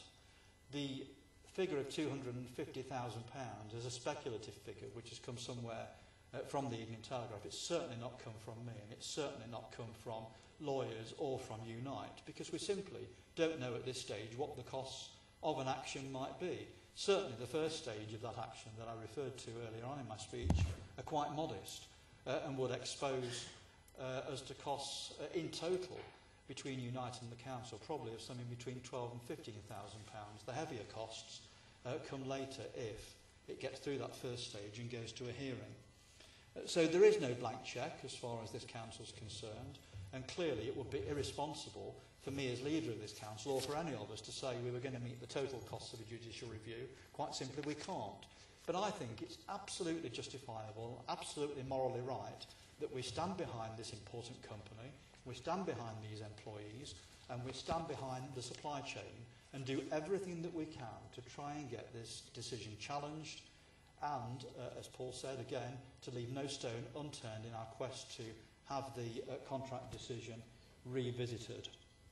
I believe that the Bombardier affair, if I can call it that, has demonstrated everything that's good about this council in terms of all of the parties working together in the best interests of all of the people that they represent. And Bombardier employees and supply chain providers live in all of our wards, and I think it's entirely right that we should have joined together and that we should have done everything we could to throw at the government to make them try and look at this decision again and see what was going to be done, because it is a travesty of a decision as it currently stands.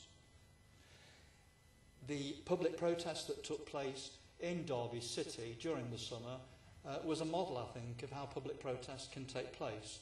It was well-mannered, it was well-behaved, it was good-humoured, it got over the points, and it raised the issue of Bombardier to a wider public across the country, and they now begin to understand the arguments about why the Bombardier decision is so important. And the latest event, the train journey last week, to London, Again, a tremendous event, a full train of people from Derby across the political divide, along with trade union members and workers from Bombardier, pressing the point home in London. And I do believe that the government is now rattled about the protest that's taking place about the Bombardier decision. I think that's why the decision on Crossrail is being put back. And I think that's why you'll have seen an announcement in the press this weekend from Philip Hammond, who I met last week while I was in London, that they're going to look at seeing if they can find some other work for Bombardier in the meantime. I don't believe either of those things would have happened without the very firm stance that we took on the Bombardier issue. But it isn't over yet. Now, I don't know at this stage in time whether a judicial review will or will not take place. That's not a matter for me to decide or for this council to decide. That's entirely a matter for Unite to decide in due course. But I believe, members, that if they do decide to pursue that course of action, it is entirely appropriate and defendable and morally right that we should help and contribute to the cost of taking such an action. And this motion gives Cabinet the approval to do just that. Councillor Bayliss, do you want a second down? Thank you, Mr Mayor. I think Councillor Hickson's best efforts have still not met with a meeting with Mr Cameron, which I think this matter duly deserves. We've met so far with Mr Cable and Mr Hammond, and I think support for Unite is the proper way for this council to move forward. The value of this work, these people, to the city and to the UK is incalculable.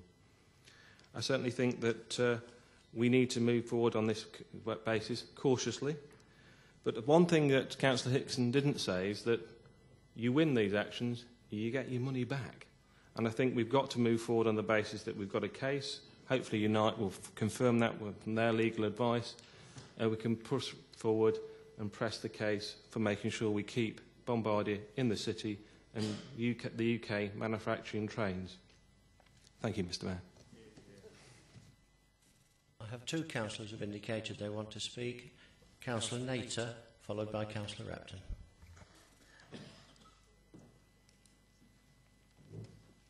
Thank you, Mr Mayor. I just wanted to bring an article to councillors' attention that I've come across. It's got a rather low sort of distribution in Europe, and it's also in the UK. It's Today's Railways. And quite interested in there, which I've always sort of looked in the past about the performance of companies, and certainly Siemens have come under that spotlight for not being cleaner than clean. I'd just like to read you this little article. In a reply to a parliamentary question, the Belgian Federal Transport Minister, Inge Voorwet, has revealed that Siemens is to pay penalty payments of €21 million to Belgian Railways due to the late delivery of Class 18 locos. The first contract for 60 locos was signed at the end of 2006. In December 2008, an option for 60 more locos was taken up. The total cost was €440 million. At least 40 Class 18 should have been in service by now. It is clear that late delivery has been caused by problems of homologation, which is the responsibility of the builder. Delays have also been caused by the locos not conforming to tender specifications. Several of the locos are currently carrying out new tests on inflammable network, and this time results seem to be positive. Sources close to the Transport Minister say the reception of the first locos of SNCB will now take place at the end of May. During the wait for Class B, 18 SNCB has been forced to hire Class 28 and 29 electric locos from Angel Trains at a cost rumoured to be £31,000 per month per loco. SNCB is currently a very important customer of Siemens, having also ordered 305 Desario MLEMUS for a total of around €1.42 billion. And these trains are still lying in the depots undelivered. And really, I wanted to highlight this, and I think people should be looking at performance that Siemens has done, as they already have been. Thank you, Mr Mayor. Councillor Repton, followed by Councillor Carr and Councillor Ashburner. Thank you, Mr Mayor. I think the cross-party campaign so far supported by the people of the public of Derby and the media has been superb and it's been effective. I'll be very brief, Mr Mayor. This Council and Unite's position is quite clear with regard to the possible judicial review. But I think looking from the outside, I think we need to be engaging those MPs in other parts of the country and other parties in our campaign to save Bombardier. And I would now like to ask that the Councillor Hickson, representing the Conservative group of councillors, and Councillor Jones, representing the Liberal Democrat group, if they'll go an extra mile. Because I believe by writing to their MPs nationally, we will get the actual result that we actually win. Because those MPs outside of the Cabinet, I think, will be swayed by the strength of our campaign.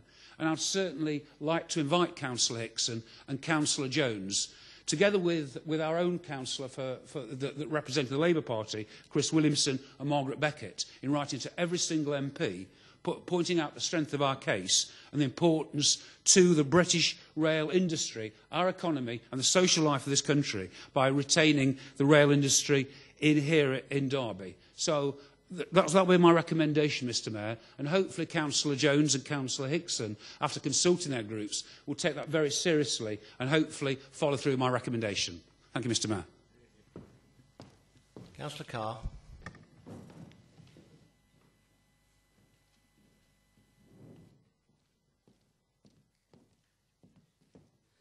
Thank you, Mr Mayor. Is that on? Yeah? Like some others in this room, Councillors Ashburner and Roberts and Troop, I'm an ex-railwayman. I served my apprenticeship on that very site, and I can't even begin to tell you how angry I was when I heard about this decision. The cross-party support that we've had both on the march and the trip to London was absolutely fantastic, and I agree with Councillor Hickson. I think cracks are beginning to appear in the facade of the government in resisting changing this decision. I'd like to reassure Councillor Repton that for my part and most of my colleagues, we have been contacting all of our MPs outside the Cabinet on a regular basis, to the extent where they're getting a little bit fed up with the amount of emails they're getting from us about this decision. I think that we will yet, I agree with Councillor Hickson, manage to turn this around. Thank you, Mr Mayor. Councillor Ashburner.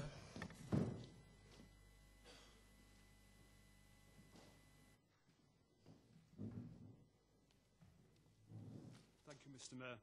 Also briefly, engineering systems need to be maintained in the UK generally, and as Derby is a prime focus for these systems, human, electronic and physical, it is imperative that Bombardier should win this order, given that the contract includes extensive design and precision engineering work, both within Bombardier and its supply chain. It's not just money and jobs now, it is the future of profitable employment at the top end of the decision table, not just low-skilled assembly work in direct competition with so much of the world, as would be provided by Siemens. Engineering in the Derby area rests on the high technology skills of the rail and aero industries together with other industries. To remove one weakens them all. Edward Heath is remembered as for saving the aero engine design, development and manufacturing in Derby, with much profit to the nation, financial, engineering and human. David Cameron needs to ensure that he follows Edward Heath to achieve a similar success now. Thank you.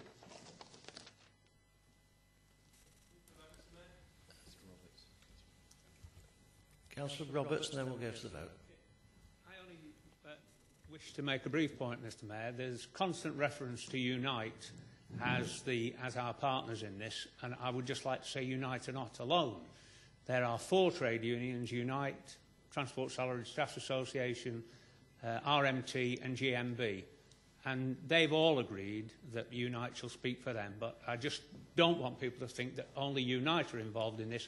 All trade unions in the railway workshop are on side. Thank you for that clarity. Move to the vote then, ladies and gentlemen. Those in favour? That again is unanimous. Thank you.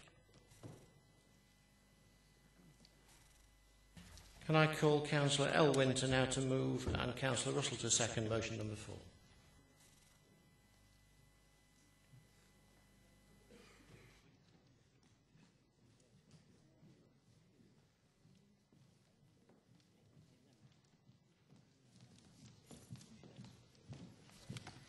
Thank you, Mr Mayor. I have brought this motion to Council as I am deeply concerned, as are many parents in this city, as to the dangers of children being transported in buses without seatbelts. Following on from my previous questions to Council, I have had a meeting with Councillors Poulter and Holmes, which, although I found positive, and the suggestion of consultation with chairs of governors and heads of schools, welcome, I don't think it goes far enough or attaches the gravitas that a motion and debate at Council brings to this issue. It is difficult, in the face of huge cuts forced on us by the condemned government, to see how the Council should bear the extra charges for using safer buses. Indeed, under local management of schools, the schools themselves are responsible for funding the majority of the bus services used by children going to and from the variety of events. I do believe that parents should be consulted through their schools and made aware of the difference in costs for using older buses which have no seatbelts, or the option of newer buses, so that they can have an informed choice when discussing with schools about the options open to them. Derby City Council provides buses for school swimming classes at a cost of £52,812 per annum, although the schools pay for the transport at a cost of around £35 per return journey.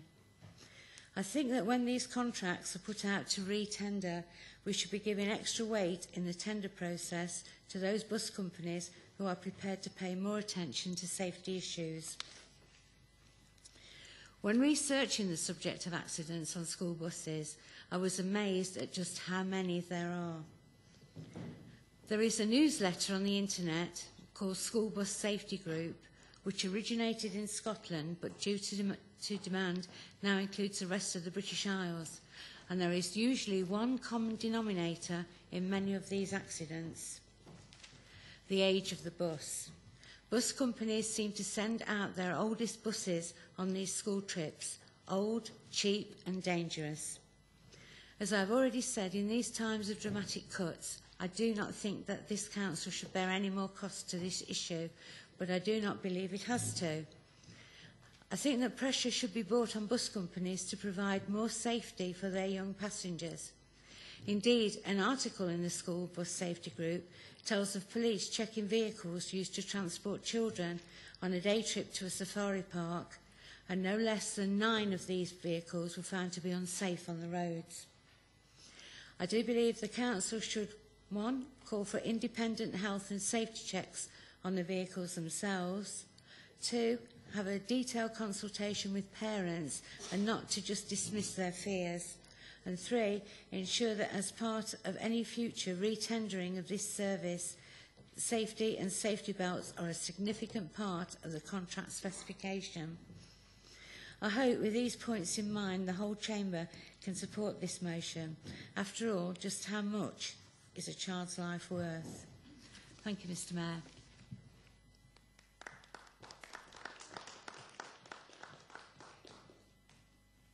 Councillor Russell, do you want to second now or reserve your right? You can. Is anyone else wanting to speak on this motion? Councillor Holmes. I have an amendment, if we could have that distributed, please.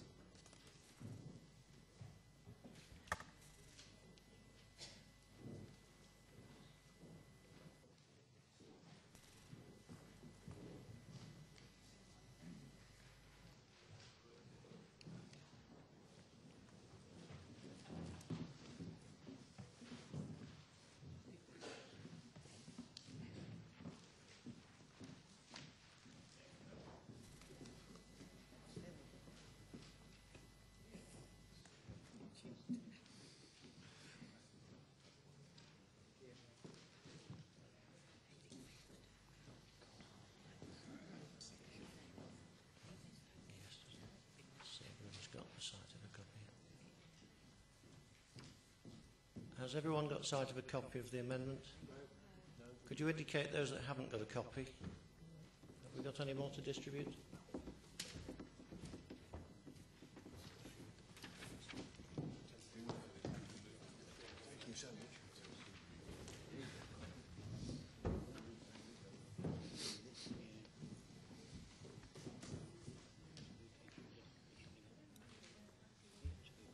Before you start, Councillor Holmes, is there a seconder to the amendment?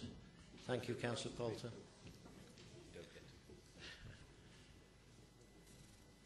Thank you, Mr Mayor.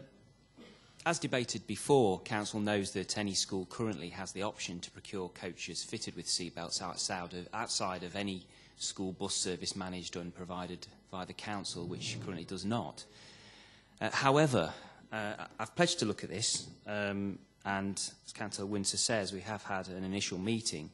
That process continues, and I believe this motion, as amended, will enhance and take forward that process. I've always also said that I'm going to take a journey with a local school to see firsthand the current situation. Also, this issue falls primarily, although it falls primarily with the Cabinet Member for Planning and Environment, which is myself, it also touches upon neighbourhoods and children and young people. And so the amendment recognises that and reads Cabinet Members, a small but important point. The Council's scrutiny process, supported by officers, is already in place to consider issues of this nature, and I feel this is the correct way to deal with this issue at this stage without extra cost to the taxpayer. At this early stage, limited consultation is being carried out with these schools to review their opinion on the option of using transport fitted with seatbelts. This is, as has been suggested, aimed at this time, heads and governors, head of governors. But as we move forward, parents would play, of course, an important part in any future decisions. So I commend this amendment to Council. I believe it's the right thing to do. We're still at an early stage, and I would welcome comments and debate. Councillor Poulter, do you want to second now or reserve your right? Thank you. In that case, I call Councillor Williams.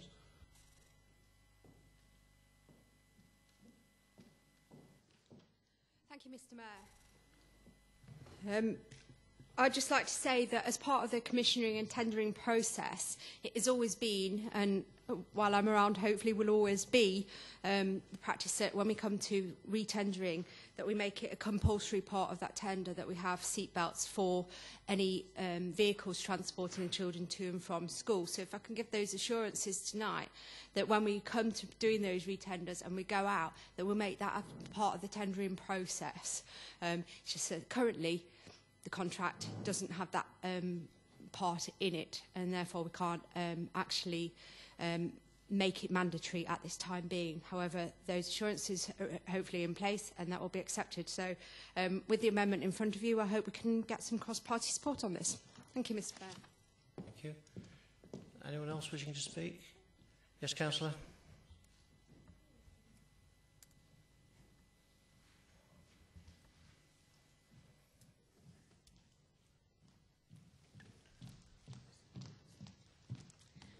Thank you, Mr Mayor.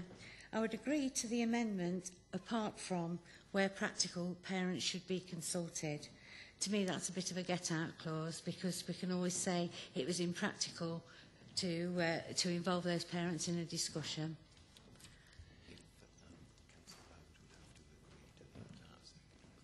I was just going to suggest, can we give you a minute or two with Councillor Holmes at the back of the hall to come to some sort of agreement to put to us? Would you mind? Yeah, that's fine, yeah. Mr Mayor, just the intention wasn't as stated with that particular statement. I'll be willing to work out a way we can move forward and agree.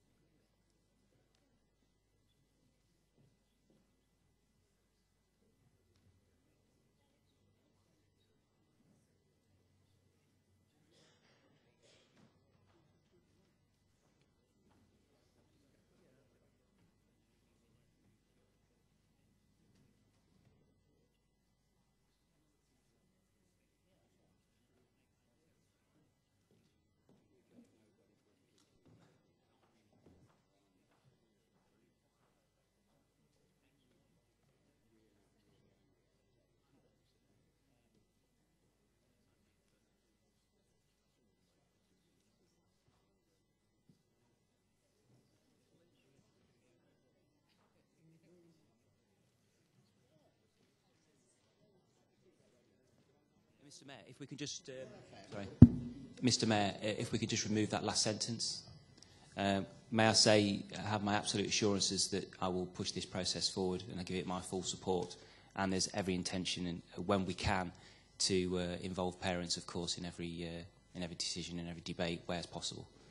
Thank you. I do have to ask Councillor Poulter as seconder if he will accept that position. Thank you. Do we need to move to the vote now? You have the right to second, of course you do, Councillor Poulter.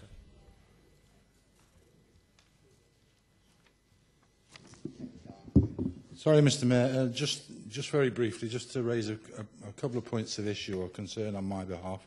I fully understand the concerns raised by the parents and believe that it's right to explore the appetite for change in these issues and through some form of consultation, as agreed in the meeting with Councillor Winter. However, it's my concern that with this change, if it's brought about, there would inevitably be an increase in costs and charges. And it's my view that almost inevitably this cost would have to be borne by the school, the governors, or even the parents. My worry is that faced with that choice, the schools, the governors and the parents might decide that the costs were not affordable, and this may really lead to the reduction in schools actually participating in swimming and sport.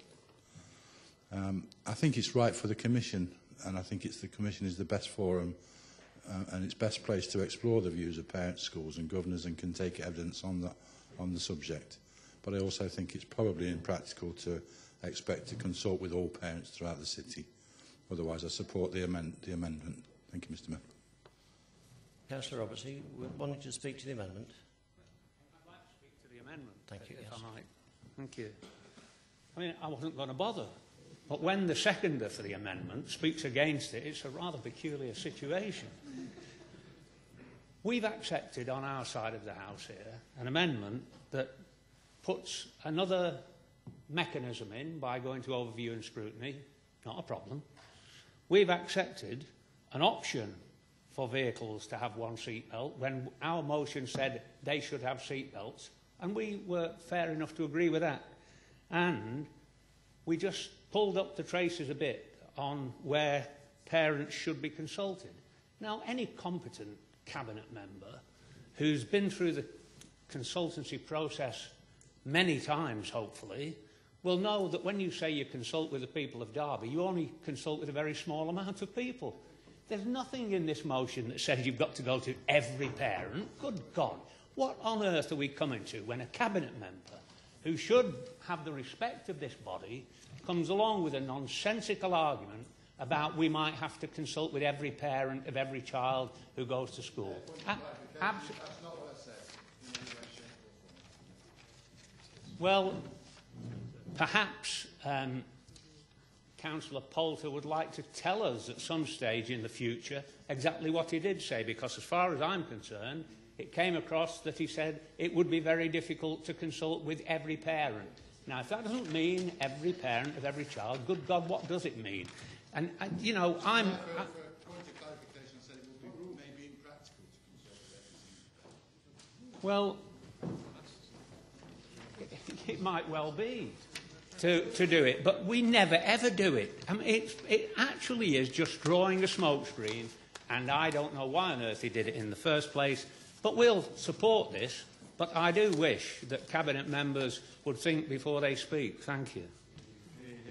Thank you, Councillor Roberts. I'm going to put the amendment to the vote now, and if the amendment is approved, it will read: Council calls on Cabinet members to cooperate and support a scrutiny commission review of the current method of transporting children to and from school and on school activities, in order to ensure safety for passengers, including the option of vehicles having one seatbelt per child. Those in favour, please. That's carried, and unanimously, I think. That now becomes the substantive. Do we need any more speakers on the substantive, or can we go to the vote? Those in favour? And that again is unanimous. Thank you.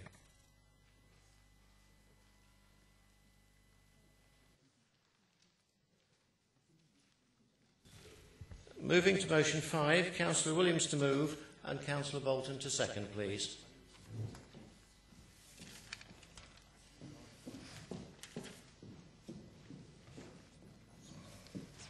Prefer this microphone, it's more my level. Right. Thank you, Mr. Mayor. First of all, I would like to thank Councillor Bolton for bringing this joint motion and hope that we'll have support across the Council tonight. Every one of the 51 members is a corporate parent to over 470 of Derby's looked after children. Not only that, but we all have a legal duty in the safeguarding of all of Derby's children. Our understanding and implementation of our corporate parenting and safeguarding duties has been highlighted as sadly lacking in the latest safeguarding Ofsted inspection. So, what does this motion do? The motion effectively wants us to understand our safeguarding duties and our corporate parenting duties. You can read it in front of you, what is expected of us. These are set out in law. It's not myself or Councillor Bolton trying to be dictatorial about them. Can't even speak tonight, never mind. This is law. What we'd like to do tonight is to make this safeguarding and corporate parenting training mandatory for all 51 councillors. What the motion then therefore confirms is that awareness training on safeguarding and corporate parenting must be provided after each AGM of the Council by senior officers from the Children and Young People's Directorate, and that such training should be mandatory for all councillors with immediate effect. Now, I can confirm that both Children and Young People's Commission and the Standards Board have agreed with this. So I put this motion to you as it is written and hope that you can all fully support this. Thank you very much, Mr. Mayor. Councillor Bolton, do you want to second now or reserve your right?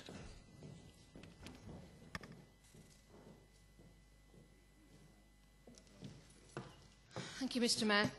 I think it's important that I set the scene as regards the motion in front of us this evening, because if the Corporate Parenting Subcommittee was still in operation, the report that we had following the inspection of safeguarding and looked after children's services in May this year wouldn't have been so damning. It's unfortunate that the record of the main findings, out of 22 findings, 20 were adequate. And adequate means the minimum requirements. And certainly if I was the Cabinet member who received that report, I wouldn't have been that happy. The Corporate Parenting Subcommittee last met on the 24th of March 2010, and it was formally disbanded at the Council in May 2010. The board and forum were set out in the corporate parenting strategy, which was then meant to take its place, but it never met. The two cabinet members who oversaw the disbanding was Councillor Yvonne Williams and Councillor Les Allen. If that group had still been meeting today, we would not be in the mess we are in this report. And I state, page 31, and it isn't very good reading, Mr. Mayor, but I feel I've got to be honest with this council. It says under page 31, paragraph 117, corporate parenting is inadequate. A corporate parenting board is not established. That was supposed to be established when the two cabinet members I've just mentioned disbanded the Corporate Parenting Subcommittee. As a result, there is no forum for elected members and key officers across the Council and partners to overview and drive the strategic development of services for looked after children. The overview and scrutiny, however, has examined a number of areas regarding this, but training for elected members on their corporate parenting responsibilities is not effective. Now, it would have been effective if we'd had the Corporate Parenting Subcommittee still in place. I refer on page 26 of the report. The wider elected member group, including those who have a role on Scrutiny Commission, have limited training on safeguarding, and their roles and responsibilities as a result are insufficient. Now, this is not a very acceptable report. If I was the Cabinet member, I would have been most embarrassed about it. The corporate parenting subgroup should not have been disbanded in March 2010, and it should not have got through Council in May 2010. I spoke up then, as I know many of my colleagues did. It was a very dangerous position to be in, because we are, by law, corporate parents, every one of us here this evening. And because of this damning report by Ofsted, and the evidence is here, we have this motion before us this evening, confirming that the safeguarding training and corporate parenting must be provided after each AGM, and that the training is mandatory, similar to the training we have for the Planning Control Subcommittee that members have to sit on before they attend a planning committee. There are recommendations in this Ofsted report. There are 2 immediate issues that have to be addressed. There are 7 proposals that have to be addressed within 3 months, and 3 proposals that have to be addressed within 6 months. This is a serious state of affairs, and one that I'm not relishing dealing with at a corporate parenting committee member.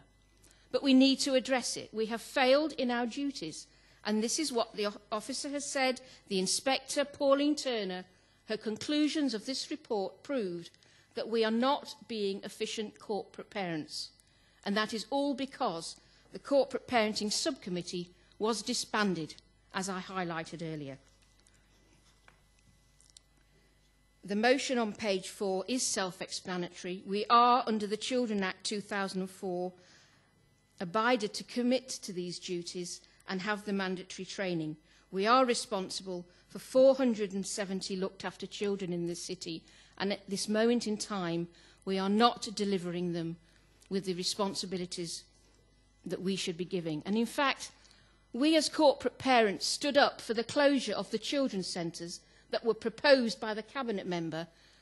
Early intervention is necessary. Those children's centres are necessary in this city for corporate parents, for carers. And it was this council who were moving to close children's centres that, because we set up the petition, we rallied round, and those children's centres are Councillor open Bolton, today. Thank you, you Mr. are Mayor. out of time.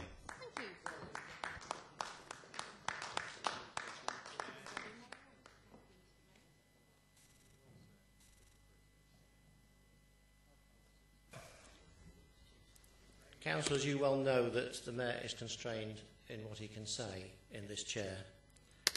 I will say this, that the Corporate Parenting Subcommittee was not working effectively, which is why a review of its operation was undertaken. Thank you. Now, we will move...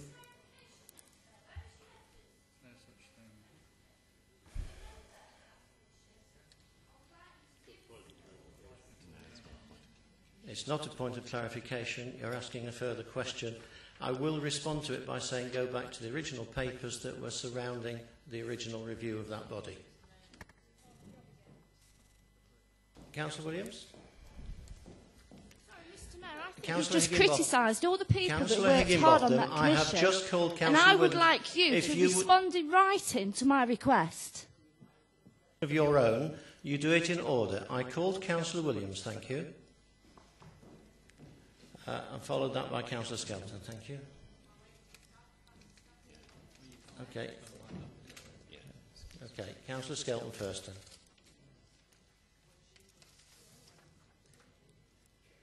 Right. Looking to the future. On Friday, the Standards Committee had a meeting, and this whole issue about training for all members with regard to their responsibilities as corporate parents was discussed. In fact, we had a very full discussion on this matter, including we could possibly include things as possible sanctions against any member who fails to undertake the training. So I think that is quite a clear message coming out of the Standards Committee that they mean business and that things are going to improve in the future. Thank you, Mr. Mayor. Thank you, Councillor Skelton. Councillor Williams.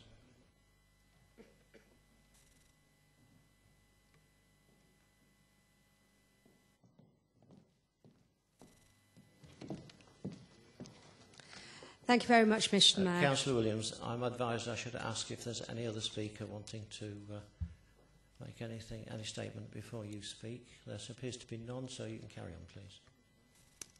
Thank you, Mr. Mayor. In summing up, I was devastated by the corporate parenting comments in the safeguarding Ofsted inspection, as you all should be. However, let me make it really clear. There's only one person on this 51-member council who has, in the last 12 years, instigated any safeguarding training for children. And I tell you, that was me. And I did that as the very first job that I did as Cabinet Member for Children and Young People. The first thing I did was went to Mr O'Brien and asked for that safeguarding training to be done. Sadly, not even half of this council attended that training.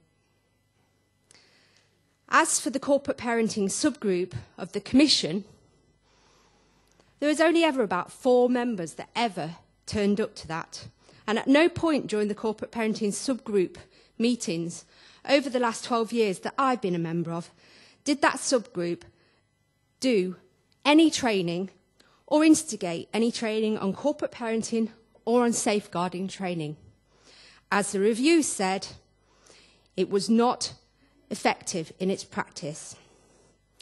Now, I'm sorry, I will have to go back and have a look at the AGM minutes and maybe the podcast for the AGM meeting, but I do not recall Councillor Bolton standing up at the AGM at Mayor-making, where we formed the committees, to actually say that she disagreed with this. I will go ahead and I'll eat my words if she did.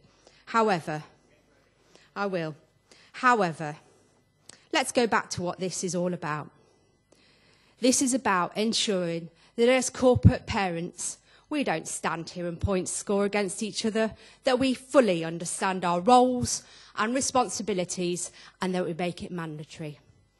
So, Mr Mayor, please accept what I have said tonight and make sure that this motion is supported by all councillors of every political persuasion.